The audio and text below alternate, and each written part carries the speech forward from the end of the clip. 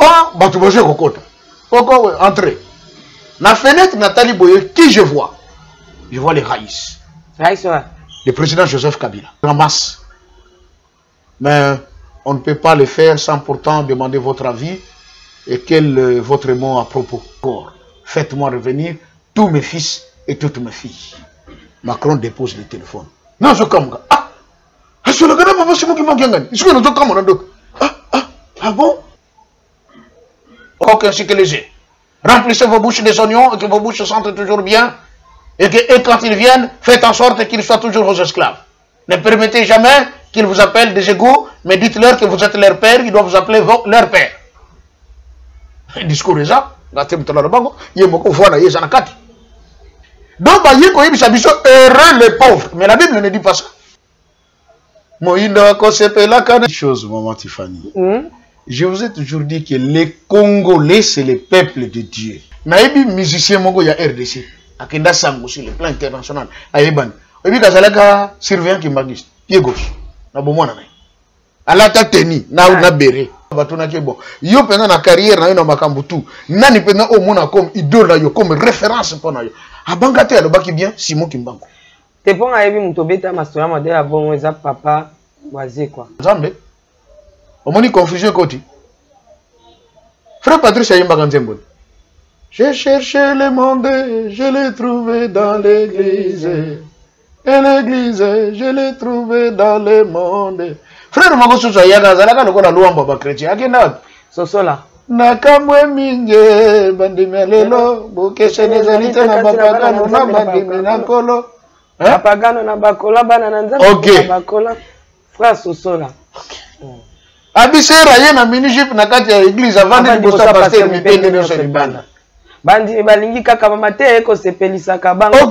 Otei bango ko pambola mawana ndi. Wana basepeli. Otei bango ba miracle balobi ote akama. Bien. Kasi soki ote inde kotika ni masumwe. Balobi za mate ya condamnation. Yena mate ya condamnation. On comprend. Olobi na batotika kisongi mondimi ya kimi église. Olobi na batotika ba deuxième bureau balobi église wana. Ba banga batwe. Nano bega ke luambo ya ba chrétien.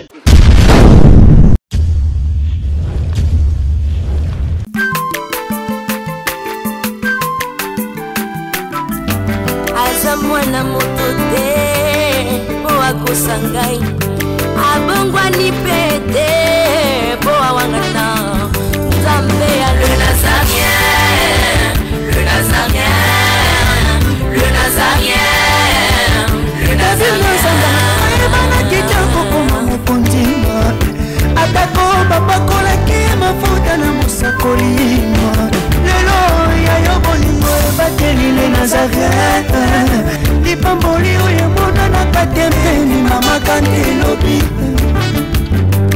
Kolake mapapu masope mafuta Toko kesitana longo na nzambe oyo mabenga na makomi Mabe Nzambe Zawapi, bonjour et shalom, bien-aimés dans le Seigneur, la princesse de l'Éternel, maman Tiffany. Dans vos maisons, vous êtes en célèbre moment, nous vous aimons beaucoup de l'amour de Christ. Vous êtes bel et bien dans cette émission Table Sainte qui réunit pas mal de hommes de Dieu autour de des sujets importants, c'est très capital. Aujourd'hui, de retour déjà à Kinshasa avec mon invité spécial de ce temps, Papa Joseph, donc le pasteur Joseph, je me souviens que le prophète Joseph, je suis docteur Joseph, donc vous devez manger l'agneau, donc nous devons manger l'agneau dans son entièreté. On va découvrir qu'un prophète, on va le quoi prophète, on va découvrir un docteur, on va le quoi docteur. C'est un peu ça. Il est déjà sur ce plateau, Papa Joseph. Donc, on a 5 dans la régie. Nous avons beaucoup à agir, à beaucoup à l'inquiakala. De nous balancer un élément, si possible, pour la gloire de notre roi Jésus-Christ de Nazareth. Et on se retrouve tout juste après. Alléluia. Merci le roi de rois.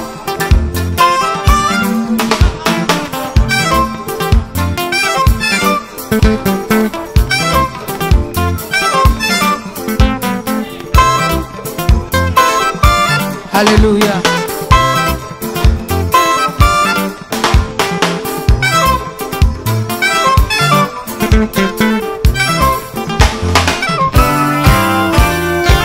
Tombola maboko na yo likolo.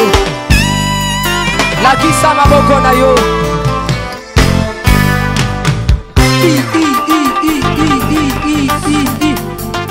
Sakat, sakat, on y va. Ah, Salaboye, Salaboye, assis sur son trône, Salaboye. On y va.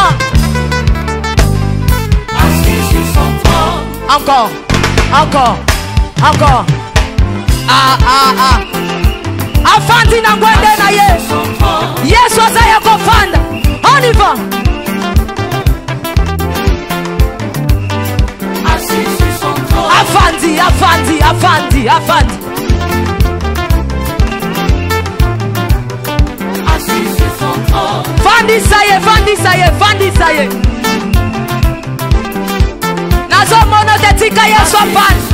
Afandi, afandi, afandi, afandi. Merci Jésus. Merci Jésus. sur son trône, Afandi, afandi. Salaboye. Salaboye. Salaboye. Gatela Yesu le sako. On y va. Gatela. Gatela. Gatela. Gatela. Gatela. Gatela.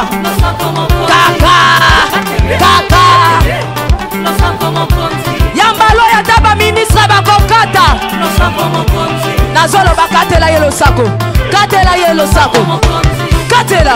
Katela. Katela. Nazo monote. Nazo monote. Nazo monote. Nazo monote. Salango boye. Dose, dose, dose, dose, dose. Tolobi a tout. Yoka. Merci. Tolobi boye. Yambaloyo. Ata ba ministre bakokata. Ata ba généraux bakosala nini? Ata ba ministre bakosala nini? Ata ba président. On y va.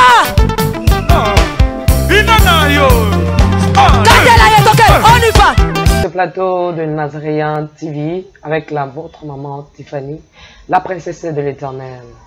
Donc, un enfant nous est né, une fille nous a été donnée. Hein, maman Tiffany Combo. Hein? Donc, Ndoi, na couple plutôt couple là-bas là, merci et belé. Donc, sur ça, on m'a bien, on s'en bien, on a bien, donc on s'en Ndoi. Hein, ça Ndoi pas batté, hein. Voilà. Papa Diarbi, maman Tiffany, n'a pas sur Ndoi. Donc, baboti moi la moisi. Toujours bon na Camille te, elle s'appelle la princesse Tiffany Labala. Voilà. Kola Pambola Libota Labala mon Baloriane. Donc on va sortir malam dans l'hôpital. Merci pour la bande de surtout avec la Turquie. Hein, là je vois vraiment Claudias, merci pour na temps Pisaki avec ma soeur Renée. Vous avez vraiment à recevoir la bande de Turquie de Moyambaki. Bisso, nous avons vraiment pas mon avis. Gira, joyeux anniversaire à toi. C'est déjà ce 23, hein? Le 23 avril, oui. Le 22 avril. Anniversaire, il y a M. Gira Mokwa. Donc, ma fleur déjà, tout bois Kelio, vous souhaitez joyeux anniversaire. Et ça bien, donc, ma compte sur Facebook, Gira Mokwa. Donc, c'est un peu ça. Alain Kiakala, na machine Zamba Pambola yo. Yo anniversaire nom kolobota matoye bate yibika yo moko. Merci totali papa Joseph. Shalom. Shalom maman Tiffany. To mona ni susu papa. Oui ngana tikale ko liama tembele. Yo kende ko liaba pomme de terre. Do bokese nezali. Eza makasi.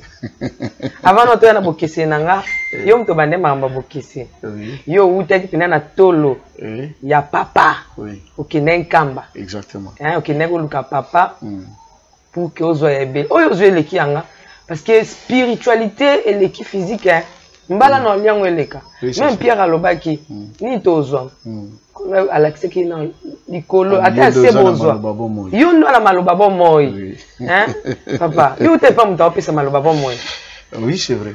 Ok, Nkambo qui m'a nazela mutakate. Nazela mutakate. Invitation à fin de la papa Joseph. Il faut normalement il doit comme na 1-0.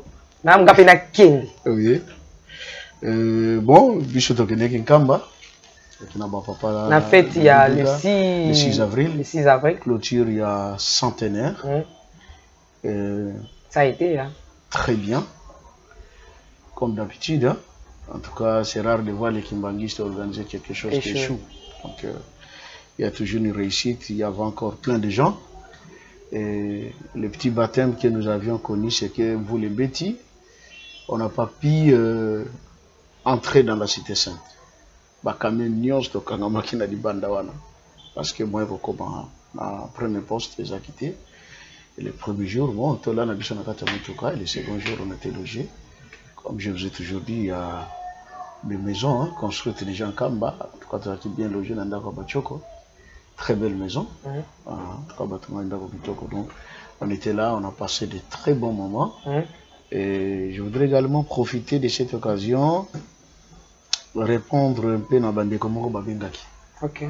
Abi, pasteur, l'église Nyon Stomonia, la Pâque, mais c'est comme si chez vous, les Kimbanguistes, pas quand vous tchak en attention. Au contraire, ceux qui n'ont qu'à Mozindo, bateau ba fête à Pâque, bien, ce sont des Kimbanguistes. Journée. Le 6 avril. Na expliqué que awa que bana Israël ba bibaka na Égypte un certain mercredi 6 avril. Et c'est en cette date-là que Papa Simon Kimbangu aussi a commencé l'œuvre. C'était en cette date-là aussi que le Christ avait transformé l'eau en vin. Donc, ceux qui sont Mozindo, les Kimbanguistes fêtent bien la Pâque.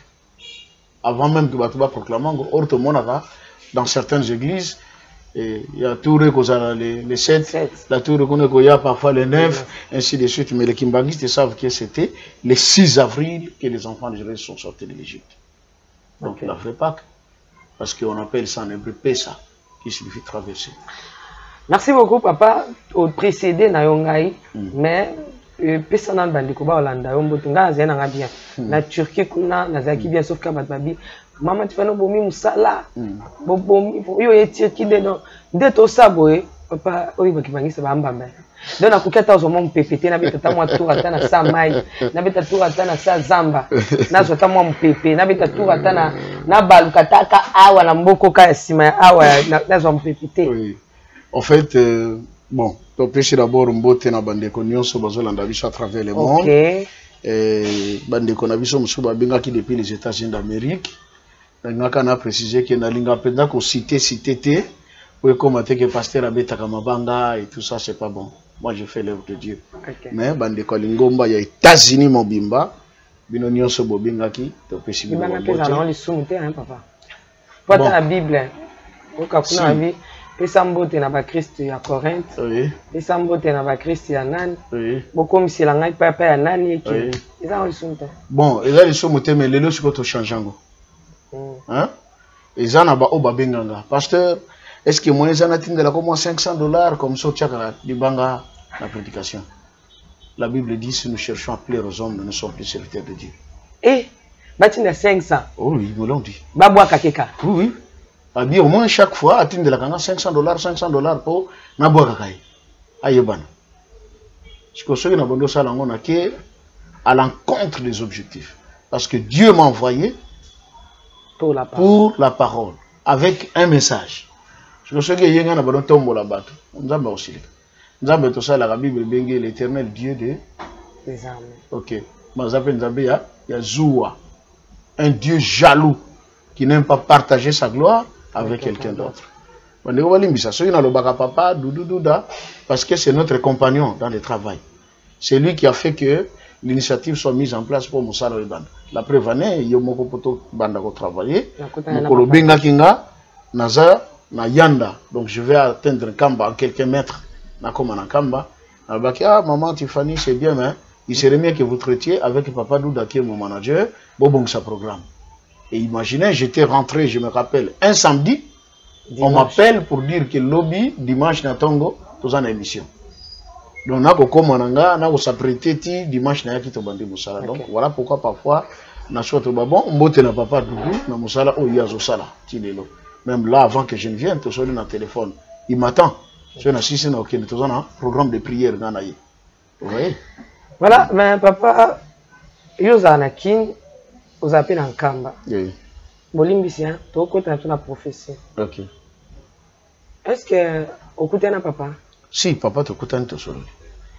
Ndenge ozoloba ke na l'émission mbalo ekaki to lobaki mingi na makambo te Congolais sengela yemba religion na ye, spiritualité na ye.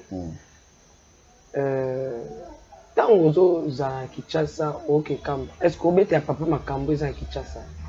Difficulté bato bazovivre. Te difficulté non, tout te poto message na difficulté. Banzala mpe to message nango ba carburant kozanga to message na biso yango. To comment trouver en eti normal. Normal, wana tout ça na biso te to tika ka maboka njala. Siko neti makambo ezoleka na église. Obete un peu papa. Ba bo soutenir so oyo ezosila te, ezopersister etika église te. Obete un peu papa vraiment neti mambo le 6 avril mukolo papa Simon Kimbangu abandaki église. Yendo lo bana biso awa ke ya zali lokola père spirituel ya l'église nyonso de réveil ya Congo. Ye wana kakolobi oyo wana ya 1921 ye wana kakwaza kuna na kamba siko.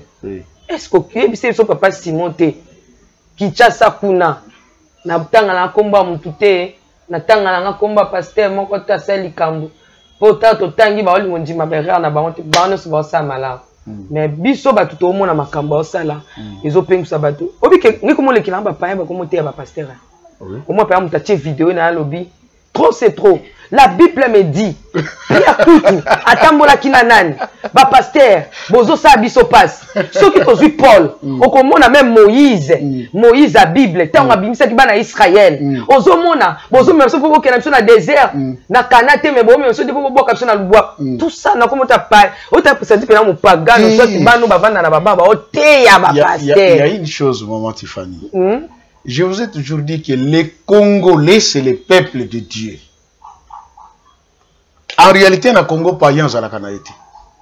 Oh. Oui, oui. J'ai vécu des choses compliquées quand on a qu'un Angola. Au mon frère, moi, au mon quartier. Il y a quartier. Ah, bien. Maintenant, on a comme Angola à comprendre qu'il y a beaucoup de papaya. Ah, ben, je suis un Nzambe na libosote. Parfois, ma campagne, il est aussi mbatté. Frère, comment ça, mais la canne n'est pas. Boya, vous surtout kaboye, mouton na kin, bon, mon n'a jamais na Bible. Mais n'angola bandote ya bato. Aujourd'hui que Yesu azali awa. Azali frère te. Au début on se disait ah mais comment il fait ça? Il y a eu makamanza mbete. Non. L'esprit de Dieu s'empare de lui pour ça la msala. Dans l'Apocalypse on a dit quand Dieu viendra, il fera de nous quoi? Un royaume de sacrificateurs pour Dieu. Congolais à sacrificateur. Ah musali nzambe. Seulement que Bamsous autres des païens basant dans l'ignorance. Certains aussi ignorance te. Asa ni nango nango kaka. Parce que tel a dit ah. Ça ne dépend de quand l'église vit mon boulot na kota na no kotoyo. Hein? Na kene moins rapide na meka ko gagner na se retrouver. Na ebi musicien moko ya RDC.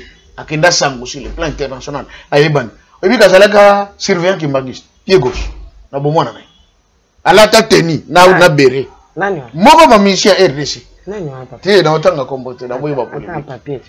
Hein? Tobe ba polémique. Azana succès makasi. Maman na ipa zala ki mbangista kufa. Avec Ye moko pe azala ki surveillant ki mbangista na bomona na bomona. Asa kufa. Maman kufa mais ye musicien azali. Asa succès. Oui, il fait du succès. C'est parmi les grandes stars Yamboka. Vous comprenez? Donc, c'est mon son en son ezana ngona katinaye. D'ailleurs, une fois, bon, yo pendant la carrière, na yo makambutu, nani pendant au monde comme idole yo, comme référence pour na yo.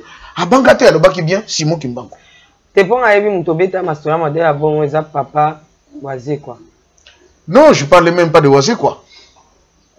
Wazé quoi na lo baki awake. Kokonaye, c'est celui qui avait refusé de signer la vente de papa Simon Kimbangu ou la trahison. Abana ko signer. Et puis Nzambe azakana nengo mutute elaka epesama yango tomoni lelo bande kwazeko D'accord. Mais, papa Simon qui m'a dit qu'il tout ce qui se passe, il le sait et ça a été déjà dit. Donc, à ta tu n'as pas dit qu'on rappelle au papa au monde de Kinshasa, Tala Basala Nzambe, Biso, Nalobaka, maintes reprises, maman Tiffany. Un kimbangiste vrai, Azalaka surpris n'a événement, ni na Congo, ni dans le monde. Parce qu'il y a des choses qui ont été dites aux kimbangistes des années avant Makambango Bandako Salim. Oui, pour la première fois, Oyo Botami na tata Kimbango, s'il faut le dire. Première fois, Basangana Bango Misato Bavanda Kesika Moko, Balia Kesika Moko, c'était en 1989. Depuis Babotama. Que Bana Bango Misato, Beko vendre ensemble, Basala 5 mois. 5 mois na baloba makambo eko tambusa mokili tina niveau tokomi. Et les kimbangistes le savent. Que ce soit Congo, que ce soit l'Afrique, que ce soit le monde et yebani. Bana na biso tala toko koma na période de kuto papa d'angien d'insister. Bana soki tokomi na l'an 2000. Ha, satana kotomboka tala ndenge ko lekela. Tala makambo boy. Namba mangombe ko sala boy. Lelo to monike ba basilique mususu comment on appelle temple. Ah, corona et makasi basu temple tel babongo lango centre médical batu bayako twa traitement. Papa d'angenda no bango kala. Liboso to zaliko kende kone mangomba mususu ba temple na bango e koko ma dispensaire. Donc mbangista yi bakango. Tant que mona bata ba corona ba yena bango na kata temple ndisika bazo pesa bango traitement la bia le lobeko kisam. Nzamba ko sakate. Abagisa lisusu kuna liboso tozo kende ba temple musu ekozala ba entrepôt ya kobomba nguba na madesu. Tango Congo kokota na autosuffisance alimentaire na kolona na kobokola. Le tosali penga tosali bilanga biloko tele ma plein l'état tala bi bonigomba tele fonctionnaire ko chute bo. Ba temple mine nona to bomba ka biloko kona. E komba entrepôt tata da ngenda lo bango do ko yete ko salema. Yango nzembo bemba ka kine salema bandimi basepela yo salema. Et maintenant, ce qui arrive là, dans Bamangomba, Ezape Yasikate, un kimbangiste, le sait. Et si le Bama qui toko vivre, Oyo Nyon se zalaka caché, Kuna Nakat, et Kobima, Olele. Papa de Alongana, avant Akufa, Atika qui le cesse. Sous forme Alobi, à l'Otindoto. Abibana Nangayi na l'Otindoto, Tozaraki Nakata Mutuka. Bisonyon Stomati. Na mutuka tango kake démarrer tata moko ayepembe na mutuka abwa kisaka mbongo batu musu bazaki na kata mutuka bakiti po bawele la nini mbongo. Tu peux imaginer déjà yo côté na mutuka zo kende destination boy comme babwaka ki mbongo okiti otia ko mbongo et destination okoma soute. Donc papa de Lungana a dit qu'il viendra un moment où il y a des chrétiens qui se sont déjà embarqués sur le vrai chemin. Oui, je comme ma bango, nanzela malamu, bakosana bango emporter na makambo mokili, surtout mbongo. Yango e baby si comme ça là nzambe. Omoni confusion koti. Frère Patrice Ayimba Kanzembo. J'ai cherché le monde, je l'ai trouvé dans l'église. Et l'église, je l'ai trouvé dans le monde. Frère Magoso Yaga zalaka lokola luamba ba chrétien. Akenda Sosola. Nakamwe minge bandime lelo bokeshe nezalite na bapagano na bandime na kolo bapagano na bakola bana na nzambe na bakola frère Sosola. Abisera ye na mini-jupe na kati ya église avant de bosa pasteur mitende no solibanda bandi balingi kaka mamate ko sepelisa ka bango otei bango ko pambola mawana wana basepeli otei bango ba miracle balobi ote akama kasi soki otei ndeko tikane masumwe balobi za mate ya condamnation ye na mate ya condamnation comprendre olobi na bato tika kisongi songi mondimi akimi église olobi na bato tika ba deuxième bureau balobi église wana ba banda nano beka ke luambo ya ba chrétien zembo wana ndena lingango eza ngaka nando kaka frère mais ta kenda akendangola olobi to gêné pona misala na nzambe bato balingi te bakomi kopesa ba raison ete babelaka estomac mosusu alobi ndeko nga na komela kisi na tong mais kasi soki olobi to gêné pona baba wana okomona église etondi soki olobi to gêné kaka pona ba nsima kozwa diplôme c'est akomi no bina OK omoni Or, tant que le groupe de prière est bandaki. Mais frère Anobi qui va pasteur balinga été hein. Et pourtant il a porté un message. Nazanga kete na mutuka. Nga beta kabeta frère sosola. Il a apporté un message. Ezo fa kachote. Nga sona kanji mwana bana na bazana lela kaka. Voilà. Sona oyo kangu na lela kaka. OK. Nga na emba ngote ko ata soki Yesu azongi te lelo te yeba ete na changa. Na yebeteli wape zali soki lelo nga na kufi na masumu na kokende wapi moninga. OK. On dit nzembo. Normalement banzembo fallait zalaka na mangomba yango wana. Et même abatu na ko comprendre nzambe. Mais lelo te komi na banzembo bususu mama Tiffany. E beti na moyo sambele zate. Donc e besi onction ko sambela te zate. Simate liboso liboso. Siko tuna ngana ogofuka mandeni obana ko kuisa nzambe na nzembo wana. Onction zate. Or, un cantique spirituel tangoye fait conduire mutu dans la présence de Dieu. Ou autrement, fait tinda mutu bongo na tika makambo ya zosala. Sikoyo, na lobaka awe bandeli, qui commence bien, finit bien. Qui commence mal, finit mal. Maman, na lobaka bien, je suis dans le domaine aujourd'hui de la construction. Ndaku ya étage, fondation, ce qui est fambité, ingénieur, architecte, un jour comme Makangam. On a qu'on fini na kukuya. Au fondation, fandatité. Le réveil était mal parti.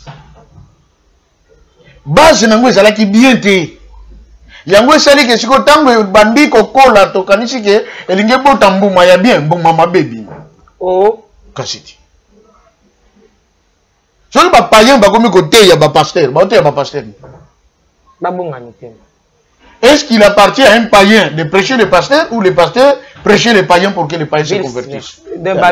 Ok. Donc j'ai cherché l'église. Je l'ai trouvé dans le monde. Le monde est maintenant dans l'église. Mais non, tu n'as pas pardon. Tu as vu sur la religion qui kimbangisme.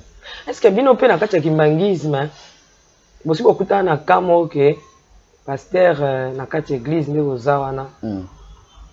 Oh na oyo aloba so matina cher net koboka mtu jeton na cher likola cher na kimbangiste za aloba ki boye maman au sein de l'église kimbangiste si vous prenez l'organigramme il y a les chefs spirituels il y a les conseillers il y a les cabinets de chefs spirituels en aparté et puis vous avez les départements de l'évangélisation mondiale. Dans ces départements de l'évangélisation mondiale ezali subdivisé maintenant na ba otobengi ba mouvement autobengi ba département na kati tozalakana une branche qu'on appelle le département de la discipline et conciliation. Donc au sein de l'église Kimbangi c'est ce qui conflit entre bandimi. D'abord il y a une loi parmi les 12 commandements de l'église. Kimbangi sa funda kamuningane na l'état. Entre moi et mon frère kimbangiste, ma soeur kimbangiste, ceux qui sont différents, qui ont un problème, ceux qui sont dans l'état église et qui ont sanctionné Bissot. On a outrepassé la loi. Parce que nous avons toute une commission qui doit régler notre conflit. Ce qui fait, quand deux personnes ont des problèmes, ils sont interpellés au niveau de la commission de discipline et conciliation. Quand on n'est pas juger Batala, qu'est-ce qu'il y a? Ceux qui m'bébé les qui m'acassent aux yeux tout. Que bon, maman Tiffany, en tout cas, monsieur tout le monde qui vous allez vraiment solo moi na tata moli mon santo mais et j'allais lui wana et j'ai bana na nzambete. Ozana besoin oté malisusu malam ko bandalelo zane tumbu 3 mois, 6 mois vanda nan.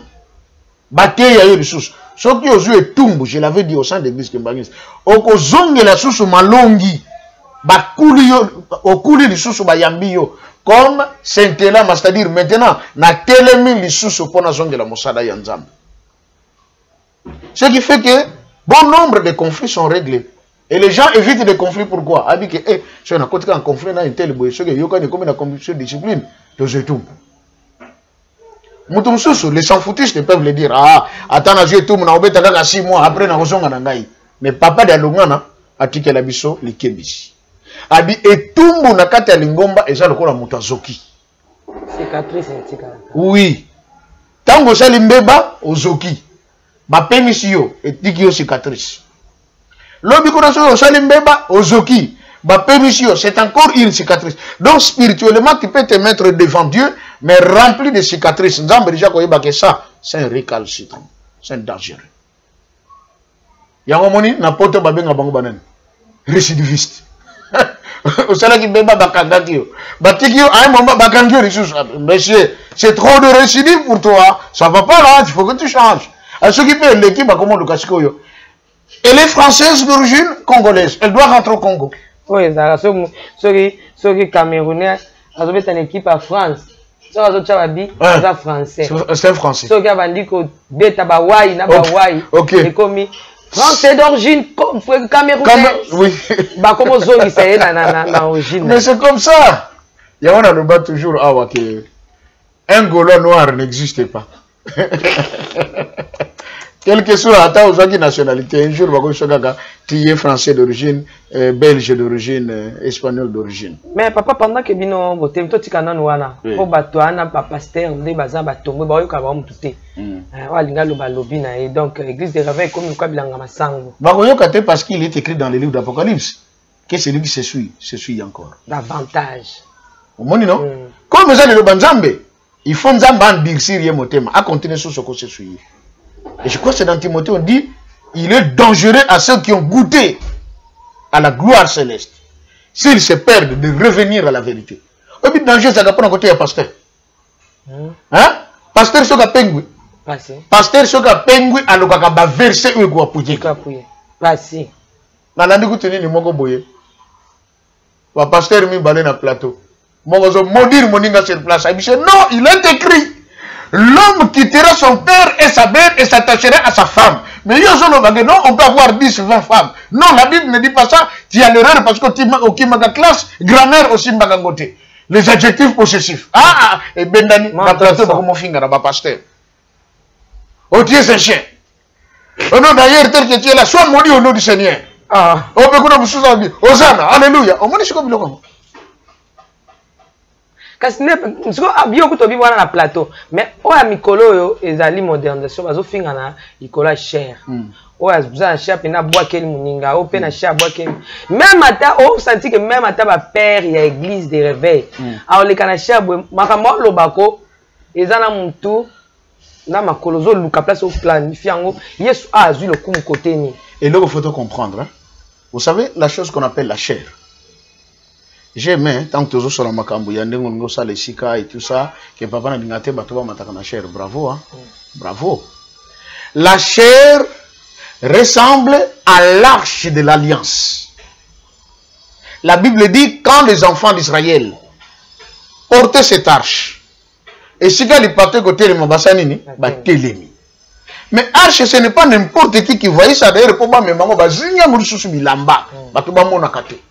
Jour bakoya ko installer yango pardon et kozala ni na parvis ni na lieu saint mais kozala dans le lieu très saint on va bien dire le saint des saints si vous parlez que nzambe abadaki ko vanda na donc na ba mapapu ya ba chérubin na katikati et si nzamba vadaka dans le lieu très saint ce qui fait quand le souverain sacrificateur entrait là-dedans pour offrir le sacrifice à Dieu, makila, oh banagi ne kosopa kuna, bakukangenini singana no kolo. Mais alati nzambala o ezana bangonga mike na se.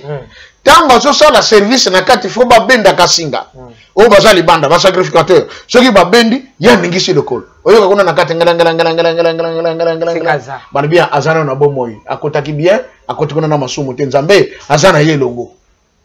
Soki okotaki na mbeba, tu meurs là-dedans. Parce que tu es dans la présence de Dieu. Est-ce qu'on déni batuazo matami kolon à l'être saint a ba betingo ngabo. Azaka ngala asa bebisaki mais au moins pe muta auto finga. Muta awa sali petit potage. Ma matina lettre 5 côté ya. Kotumba mbeka. Ko sunga bana na nzambe. Na masumu ni apita ngala azaka. To benda singa ngala batu bazolanda ba ka. Muta sali kambeba ozomona leka batu plein à krakazo. Ngala ezolela kaka. Elonga linga mati. Bazo kufate. Omoni émission to sala kangana yo. Oza déjà une personne chokol na lobanzambe. Bakambo mingi yo comprendre kango déjà. Lelo Nzamba zobeta sauté comme dans le passé. Dans le passé zalaki sur place bou okwei. Bako bende no na singora même nzoto no bako simba moté parce que ça impire. Baké kundai. Mais aujourd'hui, je vous informe maman Tiffany. Ezana batu musoto mona gaza vivant zo tambola, a otambola. Mais na mon limo mon sang touché à côté ça y est prison. Son âme est déjà en prison. Que Dieu vous ouvre les yeux pour voir ça. Au moins nous zo tambola zaka libre zane bien. Nzoka déjà na mon limo c'est comme prisonnier, nzambe chakanga. C'est là la Bible dit, dites du mal au Père, il vous sera pardonné. Dites du mal au Fils, il vous sera pardonné. Mais le Saint-Esprit, pas de pardon. Je crois qu'il y a ça dans les ozo sala nomba mbeba yozo beta ngonga ozo kanchoza na bomoy nzoka spirituellement si okufa ye esi akangelo na prison azo zela kaka jour ya soka po akosambisa ye so papa na ngina tuna ndenge lobaki ke papa Simon Kimbangu yenda zali un père ya église de réveil. OK. Makambo nyete le kabo etali kimbangiste te hein. Oya mabe? Ah mabe etala binote. Non mais les églises de réveil se sont déclarées comme aussi des églises à part entière. Est-ce que beaucoup ça fait ko et puis ça même nous que ça comité moko que boya okuta na ba père spirituel on dit ba zola on dit ba mona nante. Ba yana boya parce que ça combo bino kuna bo tezalaka l'église de Jésus-Christ parce qu'on a envoyé sur la terre Simon Kimbangu. Biso PKA l'église de réveil de Jésus-Christ. OK. Biso quand Jésus-Christ mawa nani Mahomet to Bouddha te toi ka Jésus-Christ biso no. OK. Bo sali comité mo boye boya no ko réveiller conscience ba père spirituel bo tuna papa ezani ni bo mekano zo sape komba Jésus. Po ezo suki sabana nzambe mitema. Maman. Ata bato biso ndeza bo OK te eta na coin. Moi eza susute. Ah au tepseloni. Omoni hein. Nzambe, tout le temps, quand il envoyait des prophètes, Dieu ne disait pas, comme vous avez fait ceci, je reviens vers vous. Les prophètes disaient, ainsi parle l'Éternel, revenez à lui. Donc ce n'est pas à papa Simon qui manque de revenir vers eux. C'est à eux d'aller vers lui. Mais si on est mort, qui papa, là. Oui. Simba. Mais pourquoi pas? Parce que la chose la plus importante est pas Nzambe Zalaka d'abord. Mouta reconnaître Mabé à Salia Senga Bolimbi. C'est l'épisode d'Atingana Kende. Mais yo Kende, oza numéro 1 ya Lingomba ya réveillé na Congo. C'est encore le problème. Je bébé ça makambo. On bébé ça makambo. Mais connaît les gars qui en a le bac et maman. Que tata c'est dans le bik et là naza moi la mukie na kokate makambo ko la bite ko mi benga moi mukete. Te kasi au moins le kamba jedemo. Limisa. Oh, voilà, côté évangélique. Les Kamba Gédéon et Salimaki Bongo parce que Dieu lui-même vient les chercher. Dieu a vu que Bami Kolonio Sona, Amoni Moutaza dignité. C'est pas poli. Ba poli Bango Nyonso. Yangon Zamba Lobi Bon, Naye Kolukayo. Kolobate Kozamwana Mouke. Je serai avec toi. Yekuta Lobi, ah, ceux qui preuve Kokosarananga, Nasochana Nodokoyo. Kisio, ceux qui est poli. C'est Kosananga. Deuxième tour, ceux qui ont tika la kokauka, wana na kondima. Asala kengo amoni ango. Ah, il est avec moi. Il est parti. Mais il n'est pas allé de par lui-même. Papa Simon qui manque à lancer Kimbeba, Mbela, pardon. À le biboui. Batu bazolo ba passe le kimingi na Congo, nzambe pa vanda kawa, o ba kimbangiste bolo bakate sikoyo na lobi. Batata na biso. Na batata na bino. Tango lobi ya bino, na ba politicien, na ba kanda mangomba. Abi bakangaka likambo.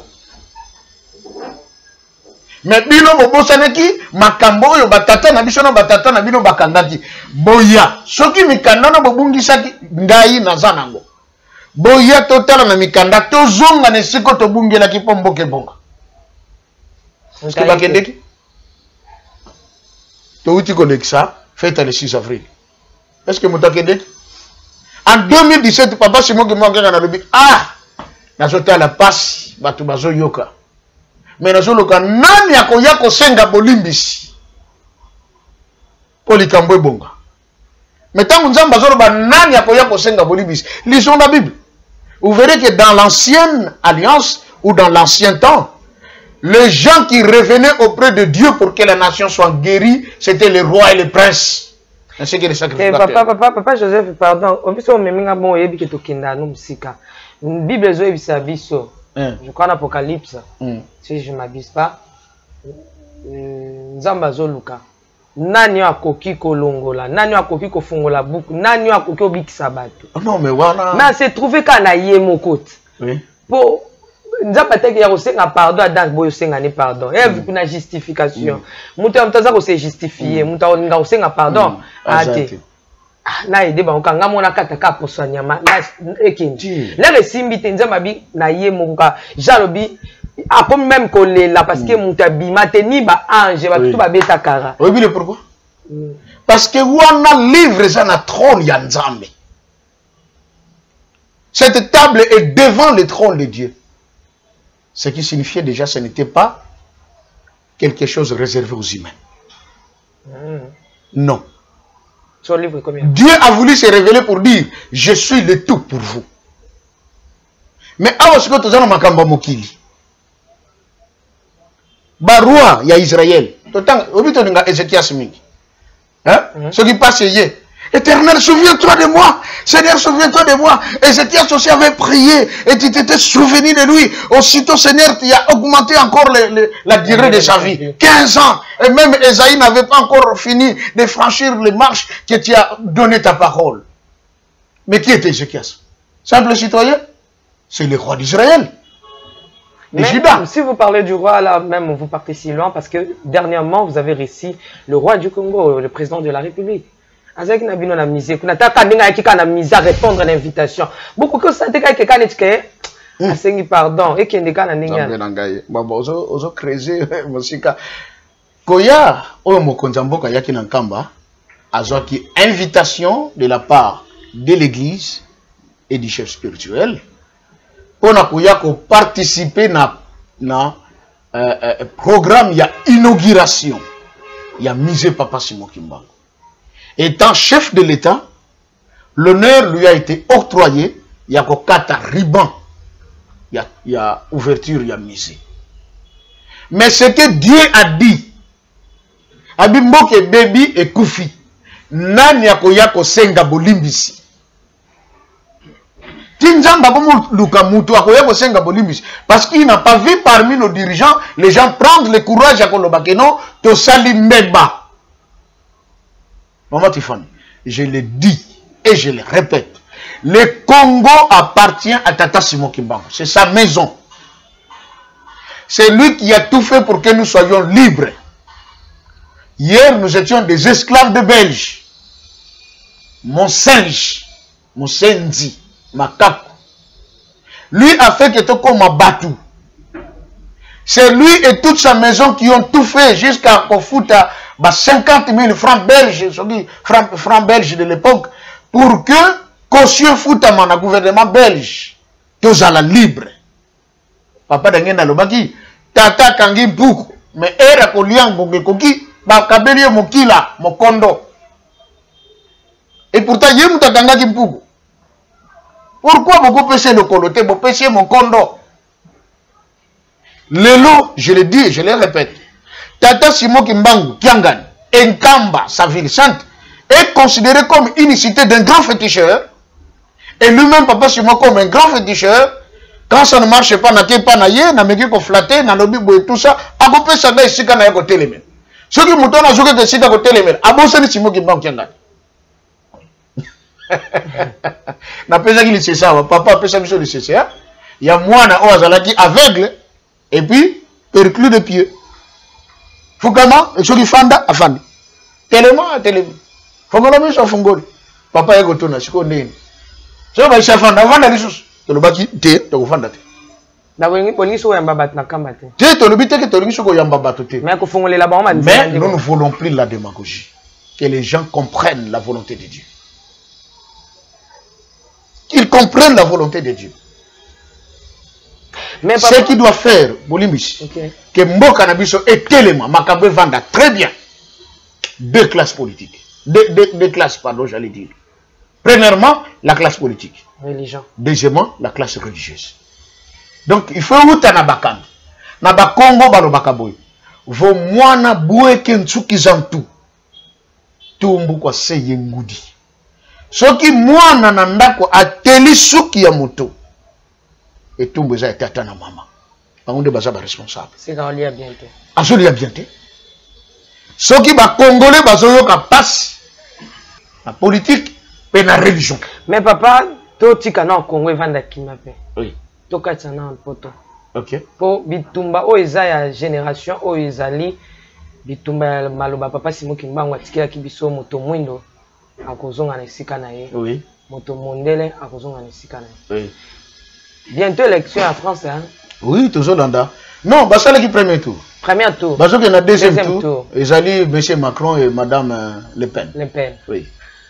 Papa, tomoni moindo moko. Kana tango batu ba indo basi pa susuki, to pe bazui conscience, ba komi ko kende na kati ya conscience ko zongela identité na bango, originalité na bango.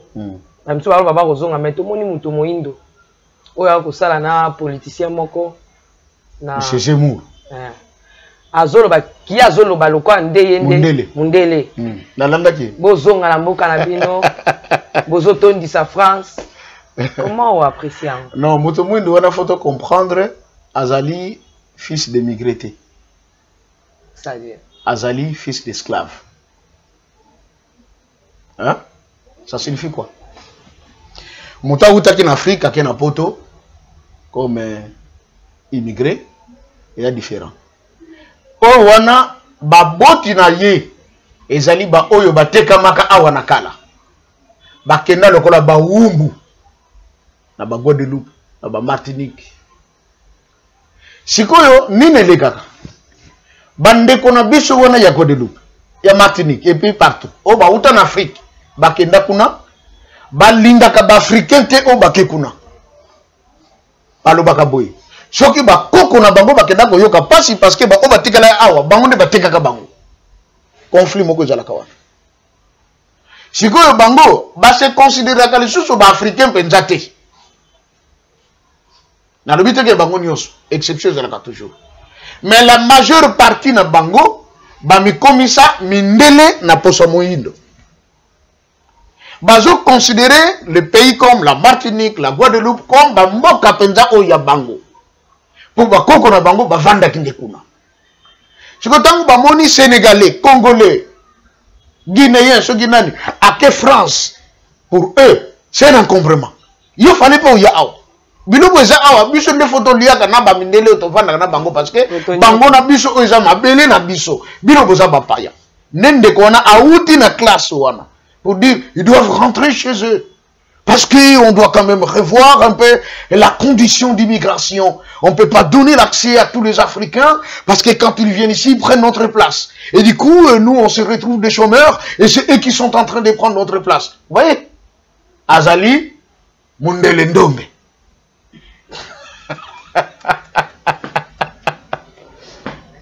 Mais est-ce que Bato Boindo, pour Nalandi Nani, président le père, la dame, na moni ne tu vois discours ne tengami moi moke.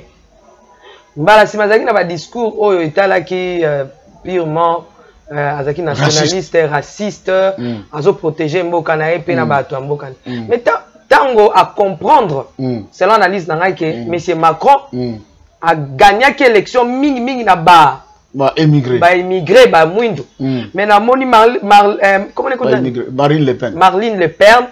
Na discours na ya tour Amérique ko changer moke. Kolobete to ko considérer bino. Bino ba immigré boko za la penza loko la penza to ba na ba utiliser bino ka po bo voter bango mais biso penza ndenge to a changer. Pona nini mbongo wana moke wana ya Marine Le Pen tango bato ba yindo ba koluka ko zonga dia na mboka la bango ya zo pesa bango lisusu elengi ya kotika la kuna. Maman Tiffany, la Bible dit ceci. Oh, le kuna pe malonge za souté hein. Non, Bible bloquée hein. Un Éthiopien peut-il modifier sa peau? Ou le tigre modifier ses taches? Jamais. Pour dire que Éthiopien azalaka noir. Akotika la kaka noir. Tigre azalaka tacheté, ba tache wane kozala. En politique, il y a ce qu'on appelle la démagogie. Donc, politicien a connu la démagogie, a présenté le comme source, mais lobby a présenté ce qu'on vrai face naïf. Au monde comme Mais c'est parce que je connaissais de ces tombes. On a bien la démagogie électorale. Je pense à voix. Et là, on vend des cigares, on a vision naïe, yangwa kocha. Même balele qui est que c'est ma kamba Poutine au moins qui na vision papa. Moi le vois que aux acquis sur certains c'était papa Simon qui était venu vous prendre pour que nous visiter et pas ya Poutine na Russie. Na Russie. OK.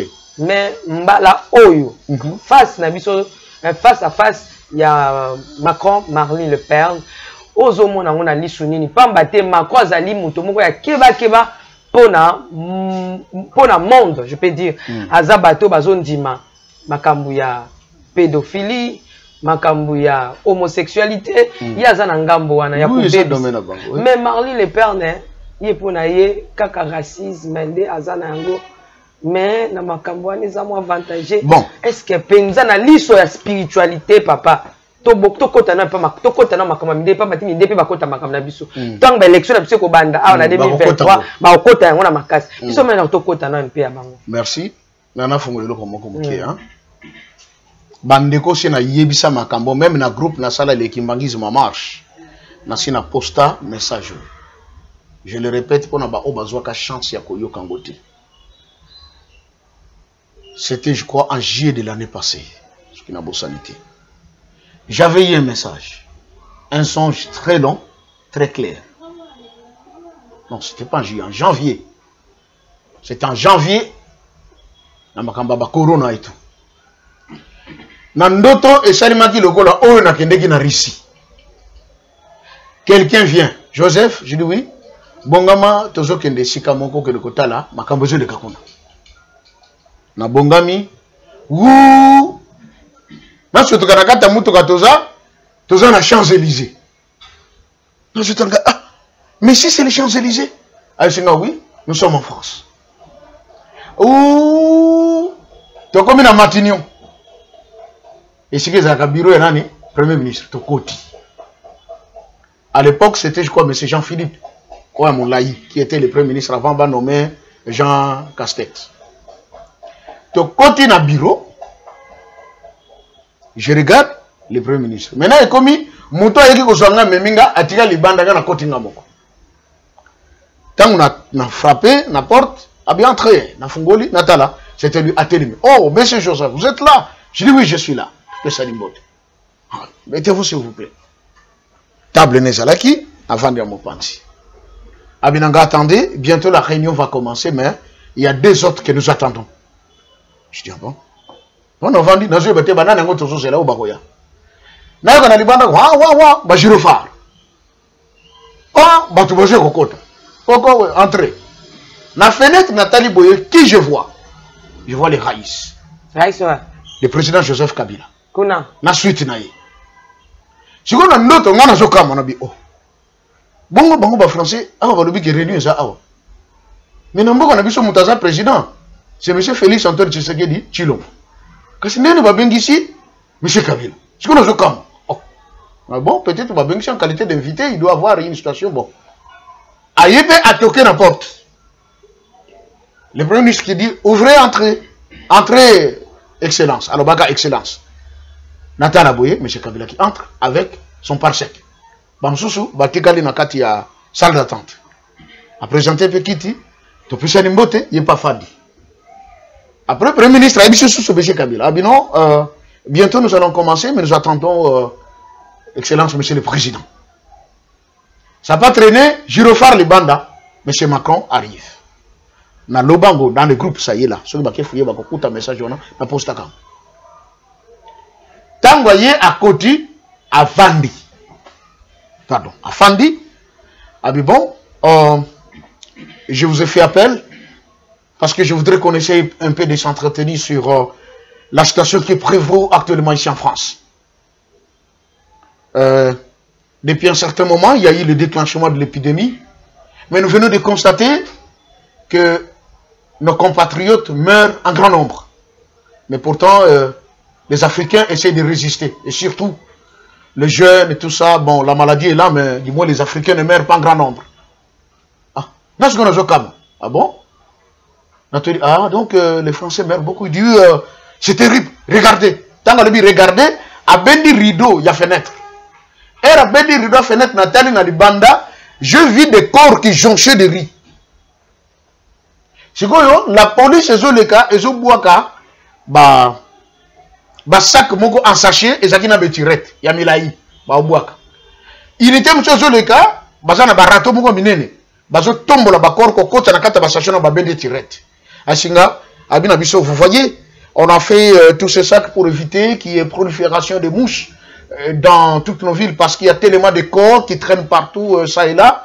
Donc on est en train de prendre des précautions, comment faire. D'ailleurs, on est tellement débordé, on ne sait pas comment les enterrer. Maintenant, d'autres monde la vague ya sika ya corona de bimi. Maintenant, ils ont bombé tellement mindélé sans pitié.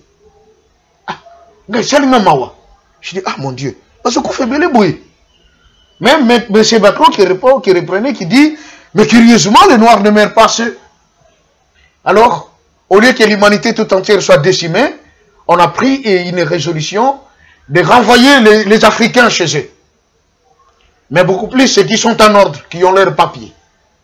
Mais avant qu'ils ne repartent chez eux, je dois devoir contacter quelqu'un, celui qui doit me dire comment nous allons procéder. Donc Vandi, monsieur le Premier ministre, monsieur Joseph Kabila, et moi j'étais là, et monsieur Macron en train de parler. Et Razo Loba a eu téléphone fixe à composer numéro. Je dis, ah, ok, il va appeler qui? À celui-ci, à Yambi. Ça sonne. Allô? Oui, allô. Ah, bonjour, son éminence. Bonjour.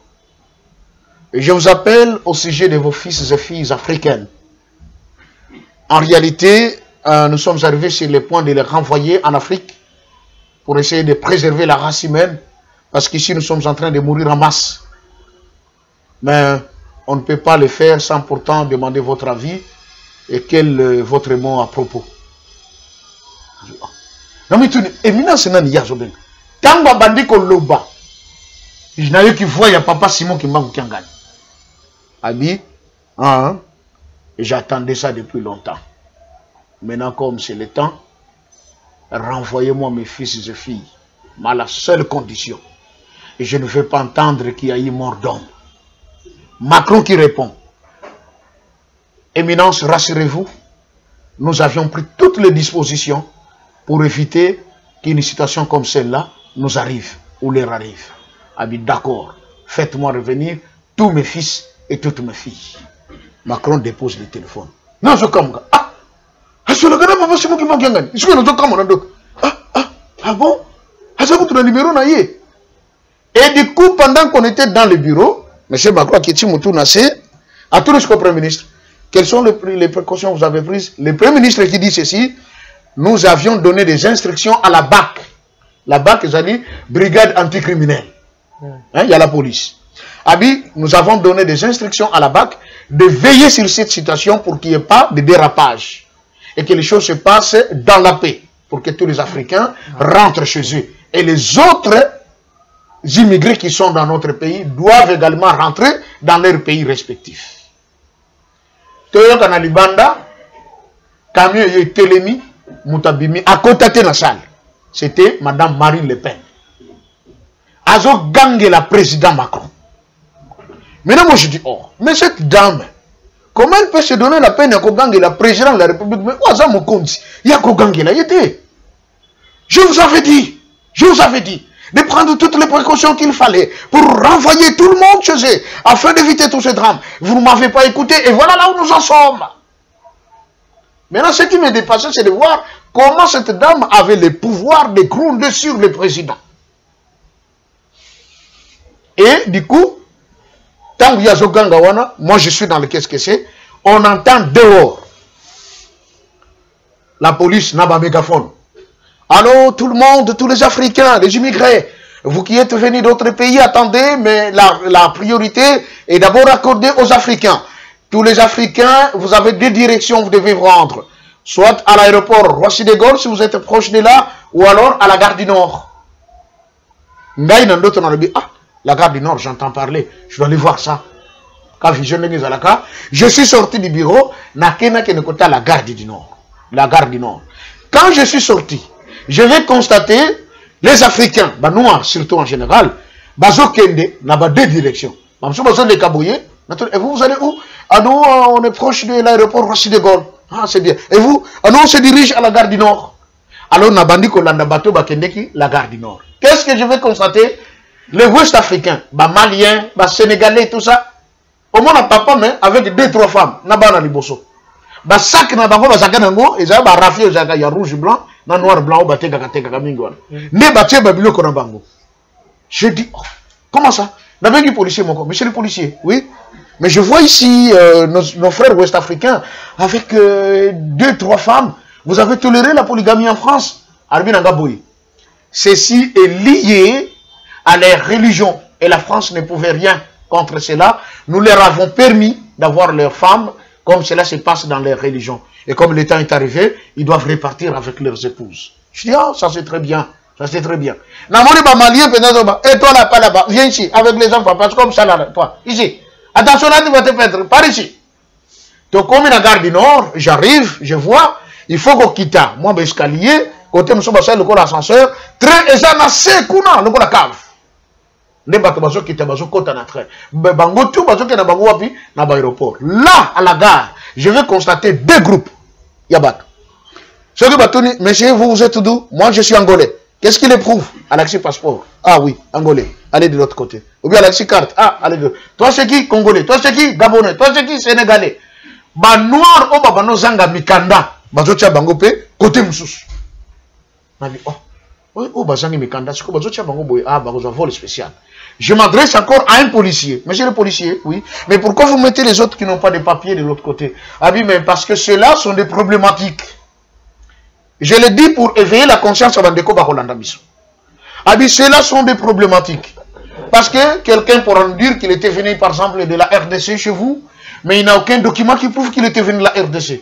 Et quand nous allons le renvoyer, arriver chez vous sur place, qu'est-ce qu'on dira? Mais le monsieur qu'on a envoyé, ce n'est pas un Congolais parce que rien ne le prouve. Et s'il arrivait à commettre des forfaits là-bas, ça, c'est nous les Français qui allons endosser. Donc on le met de côté, on verra leur sort après. Ba o bazaki na mikanda, ba côté na batrin, ba msou ba keida ba bus, ba na aéroport. Les autres sont restés. Ngai moko kaka na vision na comme loba, papa Simon Kimbangu alobaka tango wana soke koki. Ba yindo mususu ba kokoma pro ya ba mindele ba kolia bango. Ba to ba konika bango na ba conserve te. C'est par là que je m'étais réveillé. Oye bien surtout que na za na chambre na ngabi. Oh. Non l'autre. Non mon na bi. Oh. Na so l'autre. C'est pas possible. Mais nous sommes en France, nous sommes bien en France. Nous sommes Champs-Élysées, nous sommes Banzete, nous sommes Arc de Triomphe. Oh, mais j'étais en France, moi. Nous vendu message union sur Zongelinga. Le même jour, j'ai dit non, je dois poster ça. Bande de avoir précaution. Retour, il y a Africain qui s'allume. Comprenez, maman? Bakoya. Mais qui c'est? Parce que Madame Le Pen a le baké, il y a ce que je vous dis. Bapaïneux, c'est la France. Je dis le camp. Et on a le baké. Bible le dit. Est-ce que l'Éthiopien peut-il modifier, pardon, changer sa peau ou le tigre modifier ses taches? Non. Qui sait ce qu'il y a pour le cas? Peut-être elle a été loin pour accomplir cette mission. Et comment se fait-il que le lot où il y a une élection en France va communiquer au coude à coude avec M. Macron? Il n'y a rien de hasard et pas ensemble. Frère Cédric Nabi, papa, Makambouana. Je crois qu'il y a quelque chose dans le qu'on préparer. Moi, je suis la Bible dit nous connaissons en partie. Et nous prophétisons en partie. Et je dis ce que je vis dans la vision. Merci. Vous votez Malam. D'abord, votez Macron. Non, vous votez Ndengene. Attends, vous votez Le Pen. Là, on a le bas à voter Ndengene, mais voter Ndaï.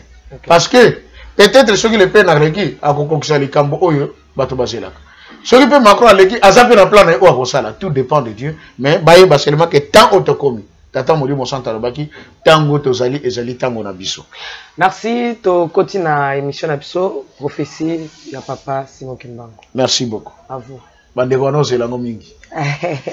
Et la kata prophétie ya papa Simon Kimbangu likambo moko bazo zela mingi balobi papa 4e papa ils ont ma tata wa même biso na salon de coiffure wa deux zolo ba makanga 4e pasteur ya koloba nini wana fo ya mutambo Et là, on m'entend beauté. Mais au moins, on saute en pesant. On a golobani, na goloba, oh papa qui m'a golobati.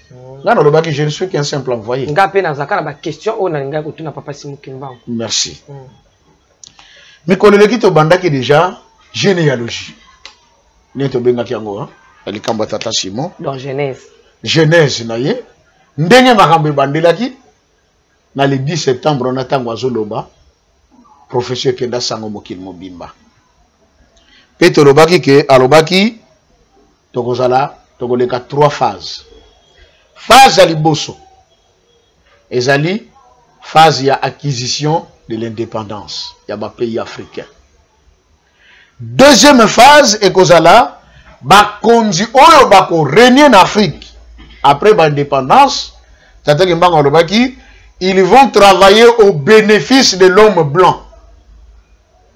Pe na ba conseil ya mabe oyo mindele bako pesa bango. Bango moko ba konzi bakozala à la base ya ba division na bamboko na bango. Tribalisme, népotisme et contre nini ba guerre ethnique.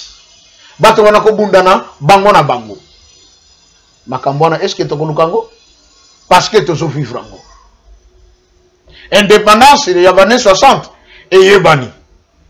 Ah bazaki na 60, bazaki na 62, bazaki na 63, na 65. Tout ce qu'on sait, la grande partie des pays africains et surtout les pays noirs d'Afrique, ils ont acquis indépendance dans les années 60. Seule l'Afrique du Sud et la Namibie, ils ont indépendance dans les années 90. Et Papa Dangé n'a pas c'est au monde de la Mingi pour que l'Afrique du Sud, la Namibie, ait une indépendance. Chose faite. Et il dit, troisième phase, Ezali, phase de maturité spirituelle. Et que ça en sorte que maintenant, le peuple Congo et la race noire du monde entier vont découvrir spiritualité dans Bango Oya solo. Pas où ils allaient qui importer. Pas où ils allaient qui imposer. Et je peux le dire ici, maman Tiffany. Na Congo, na Bisso, nous n'avons qu'une seule église congolaise. Mokokaka. Kimbangiste. Ils ont l'église Kimbangiste. Toutes les autres églises qui sont au Congo sont des églises importées. Et Outaga Libanda, et Yeko s'implanter, et pas na Bisso. D'ailleurs, na réveil to le bagani. Donc, c'est ça là, implantation de l'église. C'est que tu vous dis, ah ouais, tu as côté moussous, tu as mis un et un puis tu as implanté. Oui, bien, la section bouquet. De comment on a sélectionné sur le net à l'objet. Ah, et comment on a pu se pénétrer, comprendre. Et puis, je vais le dire, l'Assemblée de Dieu de Kinshasa. Mais, on a Katanga, parce que l'Assemblée de Dieu de Kinshasa. Mais on a Katanga. Vous comprenez, non? C'est l'effet de quoi? L'implantation. Tu as une vision avant, tu as une Katanga. Or, tant que tu as Kinshasa, pour faire l'Assemblée de Katanga. Mais comme il y a déjà une dénomination, on reste comme ça. Et l'Assemblée de Dieu de Kinshasa. Donc, partout on implante. Même ceux qui sont en France et qui sont en Russie, partout, c'est l'Assemblée de Dieu de Kinshasa. L'implantation. Et puis, les églises qui sont au Congo sont des églises importées qui ont été implantées au Congo. Et la seule église congolaise fondée par un Congolais et qui est sortie du Congo pour aller ailleurs, c'est l'église kimbangiste. Maintenant, Tata Kimbanga Lobaki, la troisième phase, et la phase de la maturité spirituelle. Ko yeba bonzambe na biso ya solo. Nzela Nitolanda. Oh, il faut Tolanda. Nesika na lobaki, le président Mikhail Gorbatchev a lobaki, na tango wana, l'évangile authentique et vrai proviendra du Congo. Le christianisme vrai. A dit que ça l'a porté par un homme noir. Tango yangwe ko bima, mokile ko yeba solo ya likambo wana, toutes les églises seront fermées. Parce que elles ont été basées sur les mensonges. Wana maloba ya Mikhail Gorbatchev. Et ce président ya Union soviétique, Ngai Joseph Temtonalobi. Tata Dangienda, pardon, Tata Simon Kimbangu, na 1952, na Loa, na mois de août, era ndia kabona ba maman Mikala, wana déjà si akufa seko eko mwana bango, a lobby lisusu alobi, lingomba moko ekotikala na mokili. Luyalu, pouvoir politique moko ekotika na mokili kotambusa mokili. Pe le kota moko ekotika na mokili ki Congo. Mais pouvoir eko régner na mokili, eko diriger monde selon le règne de Dieu, et que ça la pouvoir ya Tata Simon Kimbangu. Clair et net. Parce que mon pasteur, oui, tu as bien dit qu'il y aura un seul pouvoir. Est-ce que éviter que bientôt on aura le pouvoir de l'antéchrist? Est-ce que votre Bible a été le pouvoir antéchrist, c'est quand ça marche? Depuis quand? Et bon, on a changé le mot ça dans nos agani. Papa, tu as un antéchrist, un antichrist. Ah oui? Yo le bien. Mais on a changé le bâtiment. Que ce soit l'antéchrist ou l'antéchrist. Bijou de choses là, jour de comment on a peut-être qu'un antéchrist est sorti parce que c'est le diable, non? C'est Satan. Agola tanzoto comme Moutou. Agobimaza la lokola président du monde. Maintenant le bâti à maman Tiffany. Au même moment que le diable s'apprête pour mettre en place son gouvernement, Tata Simon Kimbangu peut à se préparer pour la kocha oyaye. Ce qu'on a nzambe na Satan nani ya korenie, nani ya kolonga. Moni makambago. On a un grand organisme qu'on appelle les Nations Unies. Ils ont décidé pour la politique du monde. Et créer Babylone quand on a un organisme. On va dire que un organisme. Est-ce que vous voyez que ça va ministère des Nations Unies? L'OMS c'est le ministère de la santé. Le FAO c'est le ministère de l'agriculture, pêche, élevage. L'UNESCO c'est le ministère de l'enseignement ou de l'éducation. Donc tout ce monde a un organisme des Nations Unies. Organisme des Nations Unies, ça un ministère. La présidence c'est les Nations Unies. On va diriger Kango. Bango on a déjà besoin de représenter le gouvernement mondial. Et les gens cessent de rêver. Tata Kimbangu s'apprête aussi pour mettre son pouvoir en place. Il y a un moment qui, tant que comme on a troisième phase, il y a maturité spirituelle. Et si quand on découvrir bon Zambé ou yabiso ya solo, et si quand on miye batoza la kabanani, et si quand on miye banani avant da kanabiso. En ce temps-là, Tata Kimbangu lobi naîtra un grand roi divin. Maman Tiffany. Et la maman. Voilà, c'est vraiment fort. Balobi, il faudra une longue période pour que l'homme noir acquiert sa maturité spirituelle. Celle-ci lui permettra d'acquérir son indépendance matérielle. Alors s'accomplira la troisième étape. Omoni, tu vas commencer qu'on a phase. Il y a maturité spirituelle pour atteindre l'indépendance matérielle. Papa, oui. Très important. Tout ça quand la maturité spirituelle. Et qu'on a moins de temps. Aujourd'hui, tu as une phase de maturité spirituelle. Oui. Maturité spirituelle, wana. Pour tout le monde qui est comme, et vous allez que, tout le monde qui est en Afrique, tout le monde qui est habillé, tout le monde qui est à l'église, où ils sont habillés, et les bonines, si n'y a ni qu'on l'accepte, à peine est-ce que tu as une maturité spirituelle, tu as à l'église, ils sont à malongate, ou bien maturité spirituelle, ils sont par rapport à ya makamoto au monde, tout le monde qui est battu comme parce que avant c'était pour parler au pasteur, moi que mon dimanche on ne touche pas. Ah mais ouais. Ah mais moi bah na nzambe bazo banga. Mais les lots au banga ni za tozo moi que même na la de comment moi si la chaîne mon kalobi alobi que biso nyonso ba congolais de toza bo nzamba yo kaka biso. Il suffit kaka otambola ka ndenge nzamba lingi okobonde ya nzamba koyoka yo. Oui, elle a raison. Alobi tina moko lisusu te tokendaka epai ya ba pasteur wana nazomona tina na yango te biso moto se concentrer to sambe. Est-ce que maturité spirituelle oyo papa Simon Kimbangu alobaki ezali ya koboya betonga mususu po to tikala kaka na oyebi nzambe na chuto to tikala na religion moko ya biso sko to koyeba ngo ndenge ni kekomi ekozala to lamuki tongo moko To bouki nde to moi kana les 17 mai, to vanda sur les 16 mai, to vanda ka afdele à côté. Biso ce qu'on prend biso na maturité spirituelle d'aller to bouka avec l'église otonde. La maturité spirituelle, c'est un processus. Pour la maturité. Pour mouta comme mature, abandonner d'abord l'enfance. Et l'apôtre Paul dit ceci: quand j'étais enfant, je parlais comme un enfant. Et maintenant que j'ai grandi, maintenant que je suis devenu adulte, c'est que le bananga est changé. Raisonnement est changé. Compréhension est changé. Ajustement est changé parce qu'il y a connu. Bisope to zalegi na no bana. Onde zaki le banzambe to yambiam. Osoke liwana.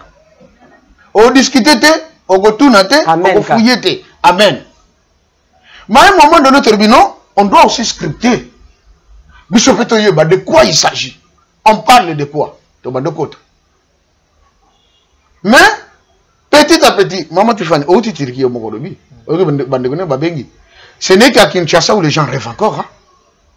Hier, une maman m'a appelé avant d'aller dans le pays de Galles, donc la Grande-Bretagne, hein, pas Londres, mais au Katsingam. Maman a oumeli na poto. Abinanga papa, vous êtes en train de faire un travail extraordinaire. Moi, je n'ai pas connu l'histoire de Papa Simon Kimbangu. Parce que dans le Congo, moana. Mais, Kolanda Bino, non. Et ce que j'ai connu à moi-même, conviction, on a l'esprit là qui me parle. Voilà le chemin qu'il nous fallait. Abi, papa, nazabu makanisiezo, le kanga na mutu, na komi na besoin, na ya na mboka, to kenete na kamba, to senga papa Simon Kimbangu à permettre biso, to tonga une cité, oyo eko démontrer toute la passion de papa Simon Kimbangu, ba place à l'équela, ba place à sala, ba miracle, makaba sala, ndenge ba tonga, la petite ville de la Belgique, au balo baka facile l'Europe. Au moins, place au bateau bakomi, c'est ça la maturité spirituelle. Ok. Baba dit qu'on comprenne que non, auto banako landa yangote. Notre chemin c'est celui-là. Ce qui te l'a dit, c'est là, on a makamoni so pona biso et fungwami. Na lobaki maman Tiffany. L'Afrique est le seul continent prostitué spirituellement. Et la RDC, c'est même le pays le plus prostitué. Parce que papa d'engena lobaka bana na ngaye, bobanga na binote. Mangomba nyo sosali na mokili oyo, eko ya awa na mokili na biso Zaïre. Eye? Nyo sosali na mokili, ezawa. Prostitution spirituelle. Si on a la prostitution, on n'est pas encore mature. Parce que même moi ça la Kindumba, vous savez le pourquoi? La cause de la prostitution et la pauvreté. J'ai fini par comprendre que la prostitution est la conséquence de la pauvreté de l'esprit. C'est l'esprit. Ce qui moi si na quatre esprits n'est na qualité, à quoi il importance en autres on a été, à quoi kabelango n'importe qui, pour vivre à Zwambongo. Mais moi c'est ce qui a collé dans son esprit. À ce que nous faut respecter yango. Faut na bombango bien. Et ça a besoin de mutu moko. Oyonga faut na tambola na ye na sala foyer. Vous verrez, une dame qui faisait la prostitution, ce qui dans na quatre esprits na ye, maturité et koti, akotika makamba kindumba, azongi nanzela. Et au commun, la majorité de ceux qui font ça, bazana ba masanga, bazana ba drogue. Pourquoi? Quand ils ont mis la biloko, est-ce qu'ils ont péché maturité? Non, ils ont ramené vers le bas. Ah, c'est pareil. Nous, les Congolais, ce n'est pas que Tongo est un ah, bon, tu veux te commettre la maturité spirituelle. Non. Tu es bandit déjà pour comprendre. Je ne peux pas dire que tout le monde ne comprend pas. Non. On reçoit des appels de tous les jours. Les gens commencent à... Papa pasteur, félicitations. Bravo. Oyoko Fungolabiso, Makamboyo, Nangweza Sika. Toyoka Kangote. Si tu veux comprendre, ah, Papa Nzokande, Bandaka, ce que tu as Makamboyo. Vous voyez la maturité? Et comme on peut un point un jour, comme vous l'avez dit, la mouki n'a tongo moutopena le bien. Ah, écoutez, biloko bokangango, yango sauté. On en a plus besoin. To umela ke ngo tango moulaï meto salé kaka nakata poto wa pasi kaka makambo simbate. Mais là, on a trouvé le chemin qu'il nous faut. Maturité spirituelle. Maturité spirituelle, il faut reconnaître notre vraie identité spirituelle, notre propre culture. On a tout perdu. Mais papa, ces derniers temps, depuis ton salle d'émission, dans zone Landamingi, vraiment, sur cette affaire, il y a la vérité aux Zolva. Dans la qui pasteur Moko, et puis toujours à Zako, parler. C'est un pasteur aussi, il y avait l'église de réveil. Oui. Il n'est pas martelé sur ça que Dieu c'est un noir. Oui. Et que pour noir des alliés, pour originel. Oui. À Kabi d'ailleurs, na fuka maki aussi église, na kangi église. Quand bateau na terre qui m'a amené sur la terre, on a découvert que na terre qui en mabé. Ok. Na fuka mi, na sengi bango balimbisanga. Ok. Bakimingate. C'est un Ivoirien. Tandis que Hollande qui a. Oui. Ça c'est ma conférence. Le docteur Ake. Voilà, c'est la conférence. Oui.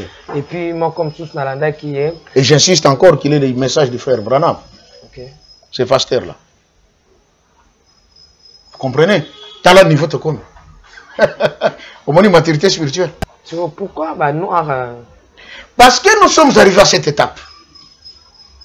Dans Daniel, on a dit. Parce que bon, presque moko. Mais l'esprit est réel. C'est l'esprit de Tata Kimbangu, Dieu, le Saint-Esprit. Comme son temps est arrivé, il se révèle. Azul Lam Sabana Naye. Qu'est-ce que nous dit la Bible? L'esprit de l'éternel. S'il vous plaît, aidez-moi avec le téléphone, je vais montrer au pasteur quelque chose. Ok. L'esprit de l'éternel réveilla, hein, ou éveilla Cyrus, éveilla Néhémie, éveilla Esdras, Likambutu, Maman Tiffany. Ce qui s'est coqué Litango. Narobaka, semence Yanzambe, et ça le cola Liyebo. Boboua qui a en place, Zali Mabela Kokauka. À cause de la caca saison pluvieuse. Ok. Moula soke bete kaka ba mabele elembi liye bakosa nini a passé lui mabele abimi ne phase to komi le docteur Ake na yebi nanga yete je lui ai seulement écrit pour le féliciter et tout ça na musala zosala c'est notre frère ivoirien et c'est un Congo.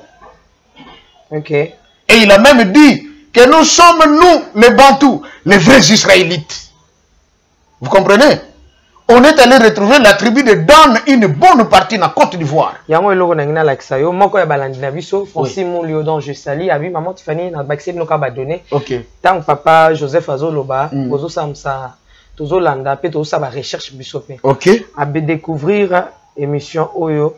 Je pense que Moutou Azali camerounais. Oui. Les 12 tribus d'Israël en Afrique. Exact. J'ai suivi ça. Hollandais yango. J'ai suivi ça. Voilà ngapi na landi yango. Langue au ba utilisé pour na combo ya ba ruban banani ya disons ya les 12 tribus d'Israël ba utiliser ba sali recherche là on a Congo les pasteurs ba qui Congo ils ont vraiment langue Yanzambe et puis yakala voilà bazo sala une traduction nango pour deux ba terme nango bien na Kikongo OK et na Zulu oui na Zulu oui et puis parce que la langue Zulu c'est du Kikongo seulement déformé. Parce que Zulu signifie le ciel. Quand vous demandez en Zulu, who are you? I am the son of the heaven. Je suis le fils du ciel. C'est comme ça qu'on m'appelle Zulu. Autrement dit aussi, que Zulu Tatuka, parce que leur roi de Zulu a fait une vidéo, il a dit, we are Congolese people. We come from Congo, or living here in South Africa. Nous sommes des Congolais, nous les Zoulous. Nous sommes les peuples Congo. To utaka kuna na côté Congo ezali ndete yaki ko kita pona ko vanda en Afrique du Sud. Vous voyez?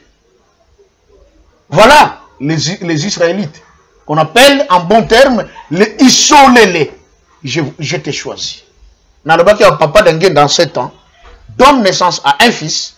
Olia bengaye kombo ya Isolélé a bengaye kombo ya Wabasolélé aponi bango. Jacob, Nzamba lobaki naponi yo Isolélé. Maintenant Nzamba lobi naponi sous un individuité, mais naponi un peuple.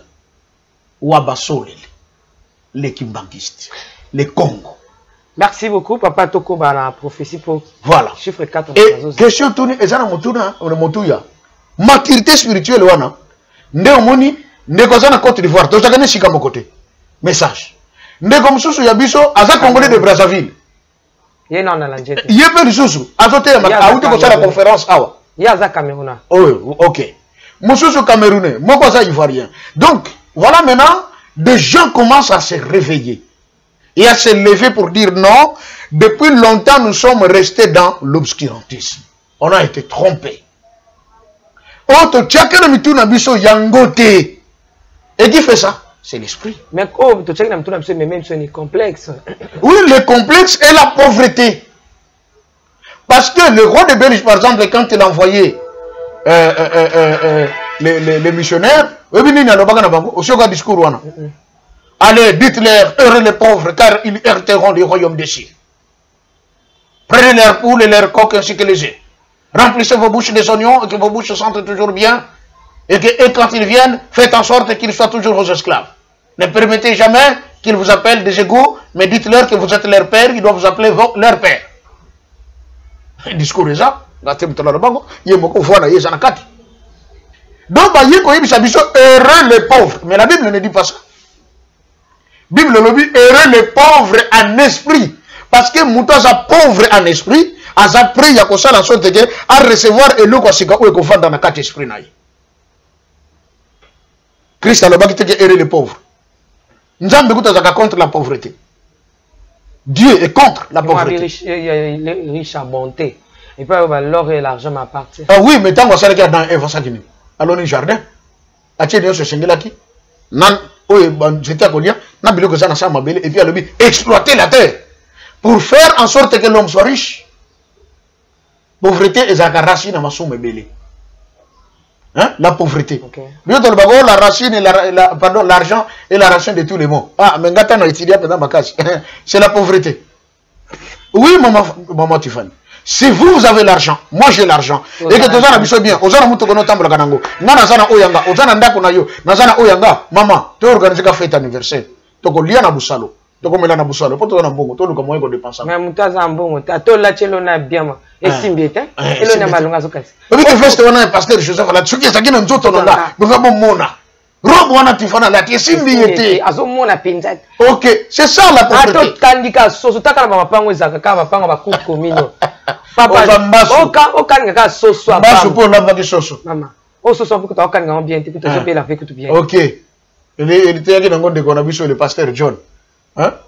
Yo zo tiaka ka le papa voisin pour zo ka solo kito kokoda. Mais parfois kuna eza équipe ya sangisa. Mokonga soso ndambu ya lokolo ya taba ndambu ya ko basalika mélange mo etiaka ka mtsonga beba ke kuna balamba ki musuli yo zo tia te lamba na ndenge na yo. Donc pauvreté racine makambe belé. Et Dieu est contre. Et c'est ainsi que Tata Kibango nous a dit, ce qui te continue à phase wana, il y a maturité spirituelle et qu'on conduire vers l'indépendance matérielle. Les lois de côté l'indépendance matérielle, tu es toujours mécamouké, tu bandit. Dans la Bible, bien, tu bandit. La preuve, si vous allez par exemple en Côte d'Ivoire, les noms de ils ont monté ma bus au Yabango, puis ils ont été la Rwanda également, Bissopé Babandi n'a limité. J'aurais appris que Transco et comme ici on a ici Nango, il y a rassemblage. Non, non, on a talé qui sur les dettes. Il y a Rwanda. Batongi, stand et tout ça, on a rassemblé. Les ateliers on a fabriqué à main, biloko yé parti, on a sur place. C'est bien. Mais le plus important que nous devons atteindre, c'est d'inventer. Tant qu'on n'invente pas, nous sommes inférieurs. Rapport d'égalité zaté. Maman Tiffany, le Congolais a inventé le Kossika et côté sur le marché mondial, égalité côté, Mondela Bangui. Moïndo Kosepela Kanelo Komondela Salié. Kasi Mokolodini Okosala ya Bandi Mayo Moïndo Mawa Zoba. Ozanga mayele. Partia Zoba. Sosola. Na Kimbangu. Bakomaka na nzimwana. Ah. Surtout nani? Jiramo quoi. Oui. Yazaka. Parti wana lili. Parti anaka. Oh oui. Ça comme côté Zoba a insiste avec Moïndo Zoba. Ah. Oui mais le que ça l'a pas. Ma Tiffany. Awa boye Europe ezokota bilinga. Amérique pe kokota. Papa ebisa biso ndenge tozamo liboso tozokende kuna. Cordon ko katana entre biso na bango. Et katana. Muta ko uta sukuna te ayaboye ni muta awa akende kuna pour beaucoup de temps. C'est bien après ndeko ya ko songa. Siko na tango na soke katana brusquement boye Maman Tiffany. Et que caméra tozo sale le kufi. Micro tozo sale la ekufi. Moi to so basika ezate parce que na marché ezale souhaité. Au moment que les Nazariens kangana. Est-ce que to kan sakako? Faut que comme on a pris on a tout le baquet ensemble. Et puis nous comme le kelinga. Camion ayé na ba carton ya ba huile. Ça na ba bidon na France. Je parle de Paris. Camion ayé na ba huile. Ba que nous go tchala supermarché ba teka. Comme où il est comme il passe maman, quand même bafongola ngo libanda batu bazo wele la mutra muta so mo litre huile. Mbongo zo futa mela libanda na kati sote. Ndeko sosola tango yo. Sosola tango yo. Moni tamta komi. Keba na ba jour otoza. Sosola tango yo. Munela wele la mafuta kolambela ba wele les vidéos sont là. C'est des signes. Je crois que katana ceux qui biso ba yindo to komi na ponte to banda ko inventer to ko vivre ndengini. C'est plutôt to posa, c'est bien pour mafuta mbila c'est ça. Oui, mafuta mbila eza, mais to ko zangela mba. Yo na posa nyama. Et bon bila mbana so tango ekokufa. Je crois que olatani. Ko tisage to yibia kote basala ke la mani to yibia kote. Thomas Sankara tango so ki bokonzi na mboka na yale bi consommons Burkina Faso. Baptiste bazo sala go sur place na Burkina Faso. Ba bubu bien la cour balade. Ba ya ngoti na sommet ya une africaine. Tel que je suis là, moi-même, j'ai porté un tissu fait chez moi en Burkina Faso. Et celui qui pense qu'il est prêt pour aller payer les dettes chez les autres là, il n'a qu'à partir. Mais quant à moi, je dois rentrer au Burkina pour voir la situation du peuple. Mais banane va trahir. Camarade, le président Donald Trump a dit le mal qu'il y a chez l'homme noir. Bouzoba ou ezada mutumwinga. Andi makande kona yete. Même quand un prophète est paré du milieu d'eux pour leur montrer le chemin, ils seront eux-mêmes les premiers à les combattre. On a tout, toute barrière contre le pasteur, savant. Est-ce que vous avez un savant? Il a scène de fausseté, il a la sabatouké, il y a des moutaïebi. Au moins, vous avez un moutoumouin. Bah, cartouche. Eh, bah, le bien. Bah, cartouche, vandika, boto, ça de langote. Au moins, vous avez un moutoumouin. Au lieu même d'encourager, si on a quelque part dans le bac bien, il peut m'appeler. Pasteur, on me dit place wana. Et ça n'a pas bon côté. Ma solo, oyo, kokotango kalamingité. Peut-être baransena qui est bien été là, les kambongo, zalakabo. Pas ça, la kango. Il y en a qui m'appellent. Ah, pas pasteur, on a une histoire dans les kambotel. Et ça, la capitale, et là, on a un bakchelo, tu n'as pas dit, papa Kazi, ils m'ont appelé. On a parlé de ce qu'ils ont dit. Notre maman diaconesse qui est aux États-Unis d'Amérique. Ah bien, papa, on a fauté papa Simon. Tango, si a koufi à sekui, à zoteya, na maniema. Tu l'as dit ça, moi. Pourquoi ne pas appeler pour dire, pasteur, kuna, bongo, penate, zalakaboy. Mais oh, ba cartouche, fandika, boye, et salaria, don, nenga, zapena, boye, et rekokinde, photo sale, la pétan, bilo, Congo. Voilà l'imbécilité de l'homme noir. Et quand Donald Trump a bien, oh, Trump a fait un gibiso. Il nous a pas menti, il nous a dit la vérité, c'est que nous sommes. Au moins, maturité spirituelle. Bon, comme on a indépendance, quoi? Matériel. Tout ça, on a côté, que ce soit dans Bamboka na biso. Mindu qui nous sommes dans Bamboka na biso, où t'as pas? Basa, on n'est pas na biso. Et puis, il y a la Bamboka belé. Bon, on va peuple, faut balia. Mbongo, faut bafouta enseignant. Mbongo, bako fouta bango, moko militaire. Pas policier. Mais et qu'il faut que son maman nous qui est belé et ça coûte. Hein? Oh, il va foquer les français, oh tout ça, avion de chasse, yo qu'a pris. Bon, ce moment là, maintenant, le titre déjà autant de milliards de dollars pour un avion mitan.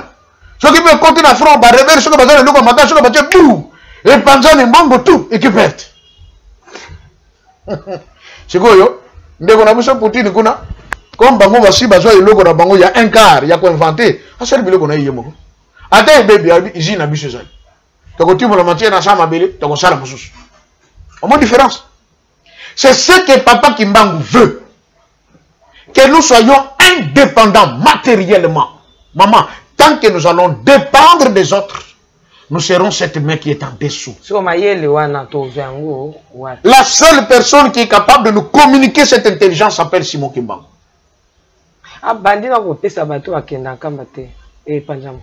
Apesi biso déjà la clé, l'écriture mandombe, qu'on appelle l'écriture négro-africaine, étudiée dans les grandes universités du monde, certifiant que c'est l'écriture mère. Et ça au-dessus des hiéroglyphes, il y a Égypte. Mais l'homme qui a reçu la vision de cette écriture qui s'appelait Papa David Paye ou Abeladio, c'était en 1978 ou 78. écriture on ba kimbangisi ba zoko lango tilelo. Est-ce que na bekol na biso yezali? Exact. Est-ce que l'État a au courant que Bakimbangisi va faire une écriture pour développer un peu? A au courant? Est-ce que tu as fait non. Mais si tu as fait après, il y a un style, il y a un style. L'enseignement a changé.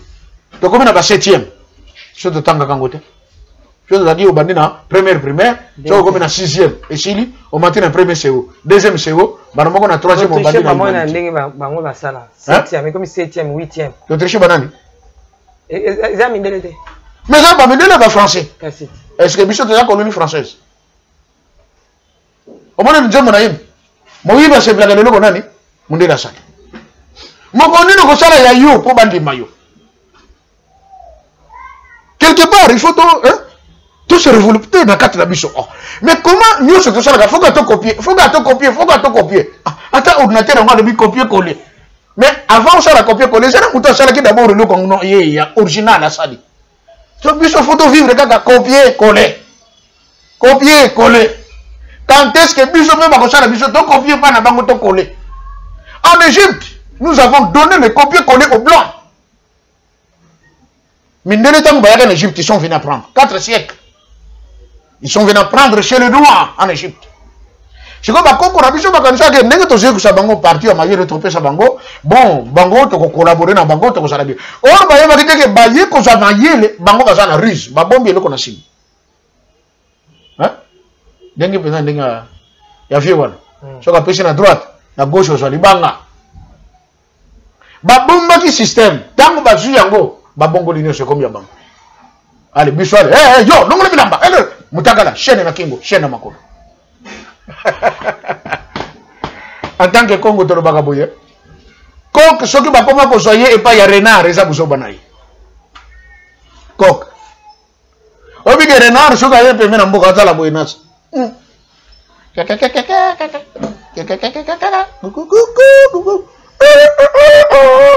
Renard a kimi.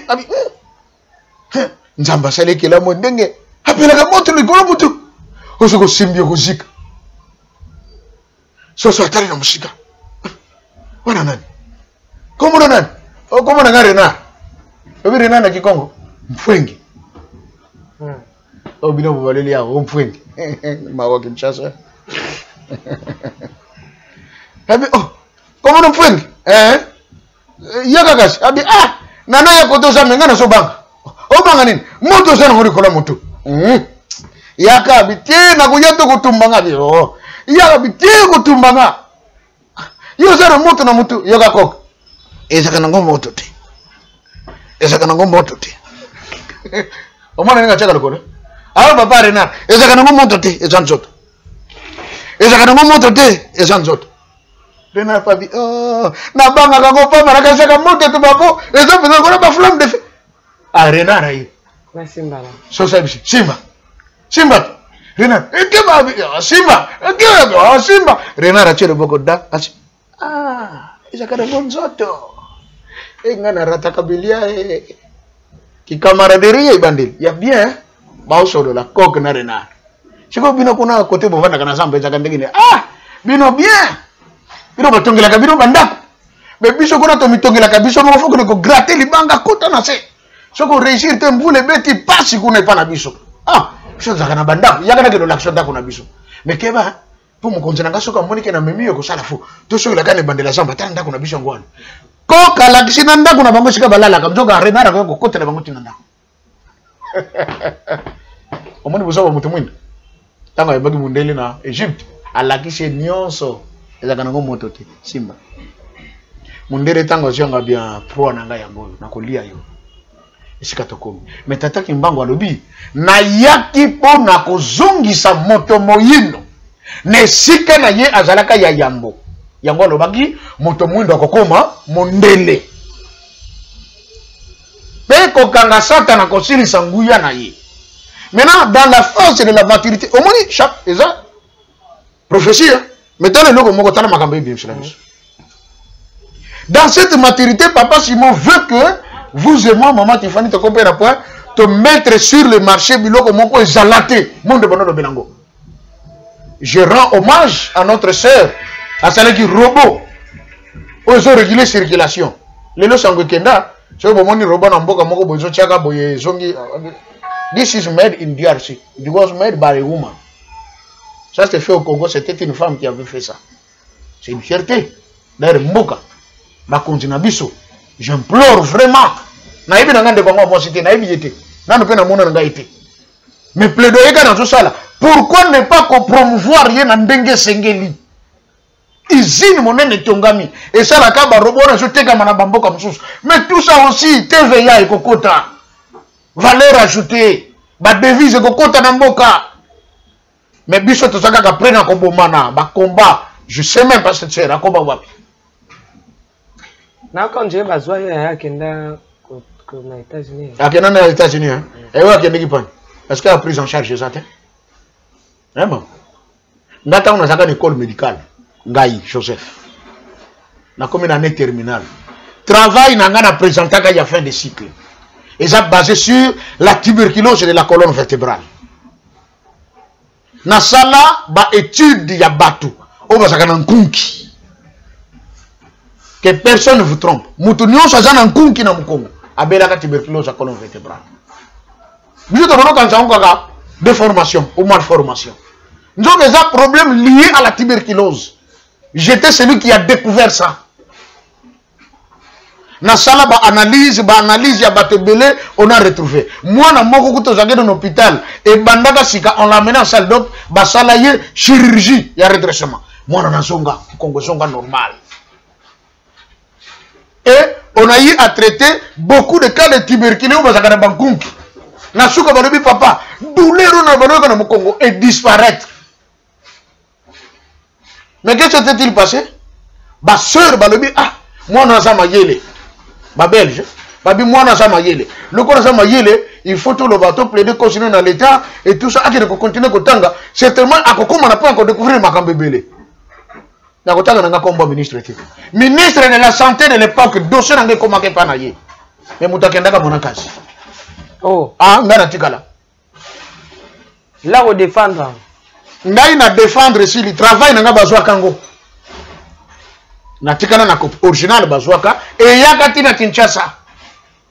Et kotati na ministère à l'époque en 98. Na ba sœur ya congrégation CICM ba regretta. Et comme il attend que ngana ya ba pesa nga bourse na ko continuer ko tanga parce que un enfant comme ça qui découvre déjà des choses comme ça, c'est que lobi a créé le comme alam.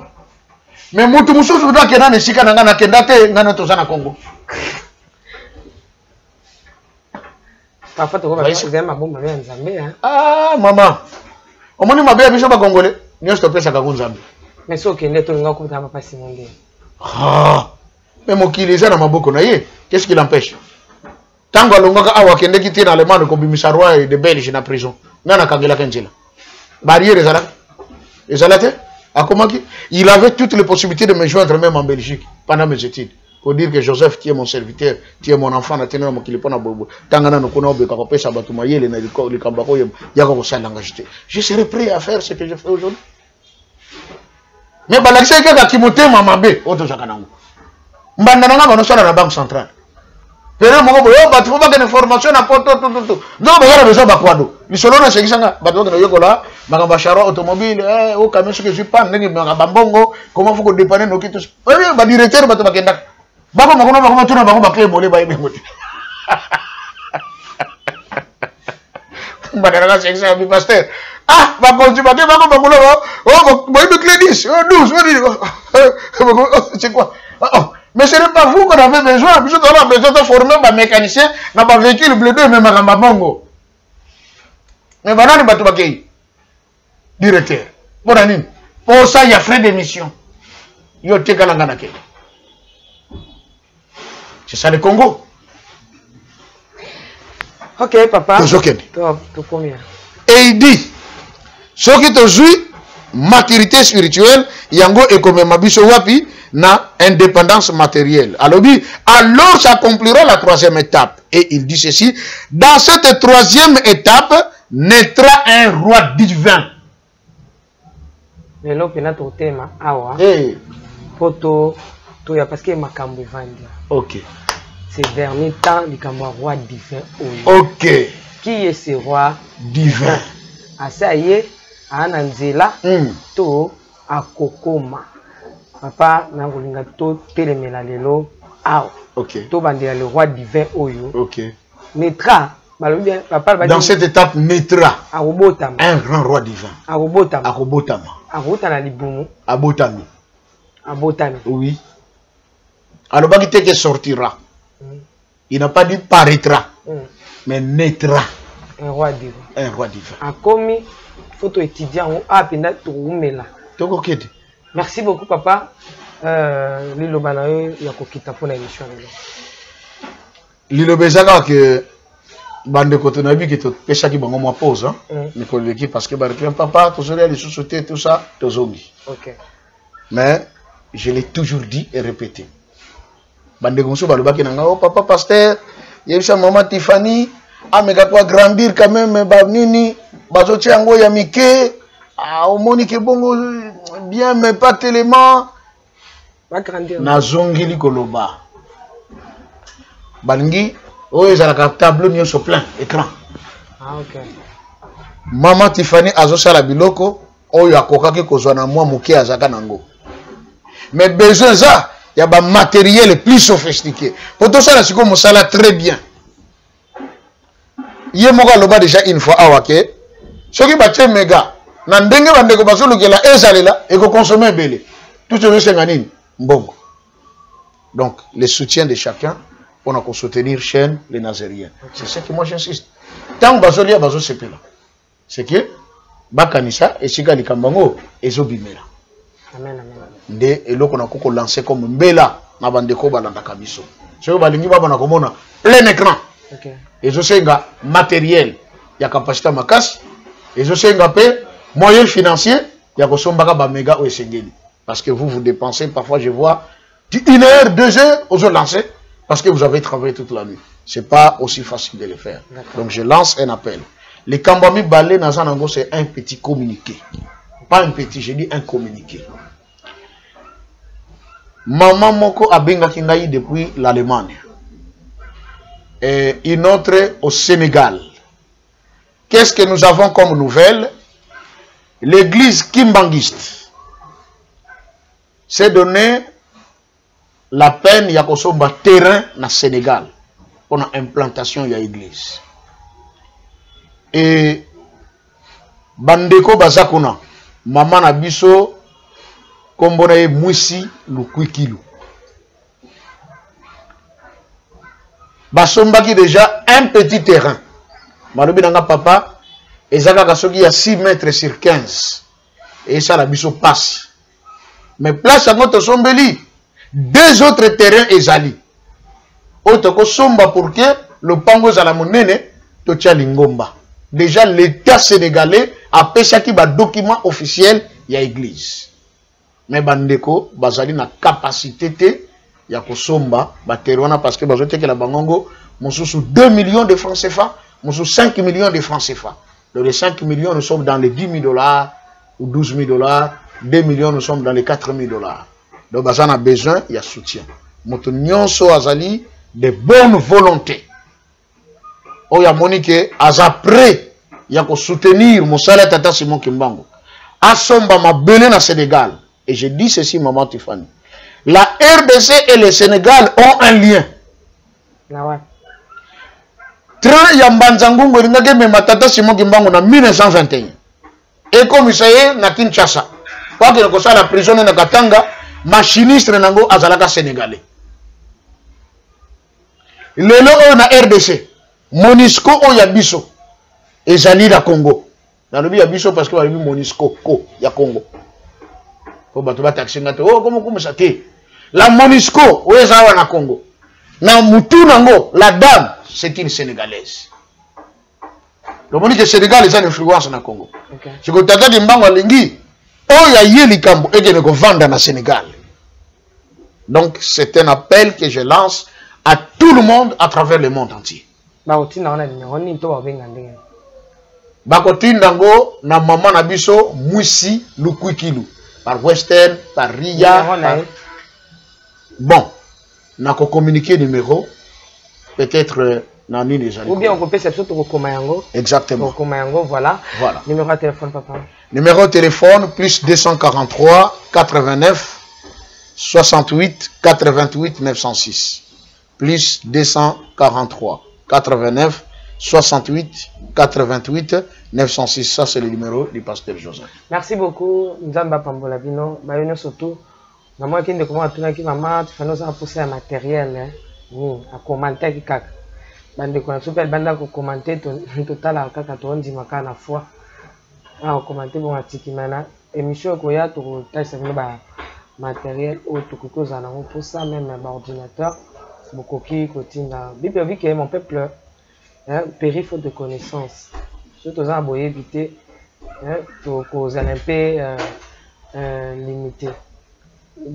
Tout taliba bana ya mokili bazala maïl avancé. Aux hommes on a battu bavandi ka basangani ba la papa Joseph na mati fani ba faire l'émission et qui toka malam. Mais ba on ba ken na coulisse ba vi non. Faut te corrompre maman Tiffany. Et vous allez bien. Tout pesa ye bozui pour que makambo kendele ba on mabe. Mais au moins que biso bana nzambe mais ce qu'on va noter corrompre mais tout fortifier bango pour que ba kende liboso. Autant même la Bible papa Joseph tant Yesu assez quoi qui ba pesa ba soda mbongo si bangina bozwa mbongo e boloba ke ba yibiye tata kimbango pendenge moko akufite basoda pe bapesa bango mbongo na ba carton ba makayabu bozwa mbongo oyo oui wa bata mokili si pour ba étouffer vérité ouais au moins que bana mokili et maintenant le nazaréen c'est pas quelque chose de toloba attention cela qui n'a papa Joseph cela veut que nous travaillons à perte c'est un péché parce que bah à mes obika bah tout bazo boyebi mais j'avais expliqué le problème chez le pasteur Joseph n'expliquait que mon ami c'est que j'ai la foi même si les Nazaréens Kinshasa ils ont passé l'autre côté mais j'ai la foi que Dieu d'Israël Nzambe au cas papa Joseph Azoa Kolobela Awa va faire quelque chose pour survivre parce que on fait de nos mieux pour que vous ayez un message. Ce que les soins à zonité, les tokutani, les kolokolo. Ciao. Voilà.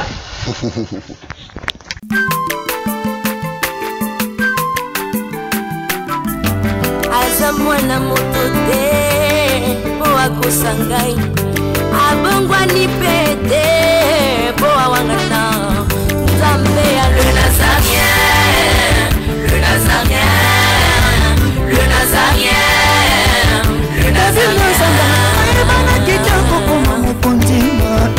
Atako babakola ki mafuta na musakolima lelo ya yobolingo bateli le Nazareth lipamboli oyo mona na katempeni mama kantelobi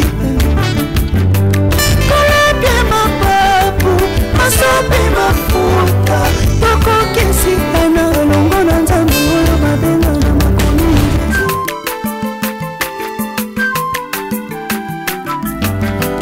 mwana motote boa kosangai abongwa ni pete boa wangata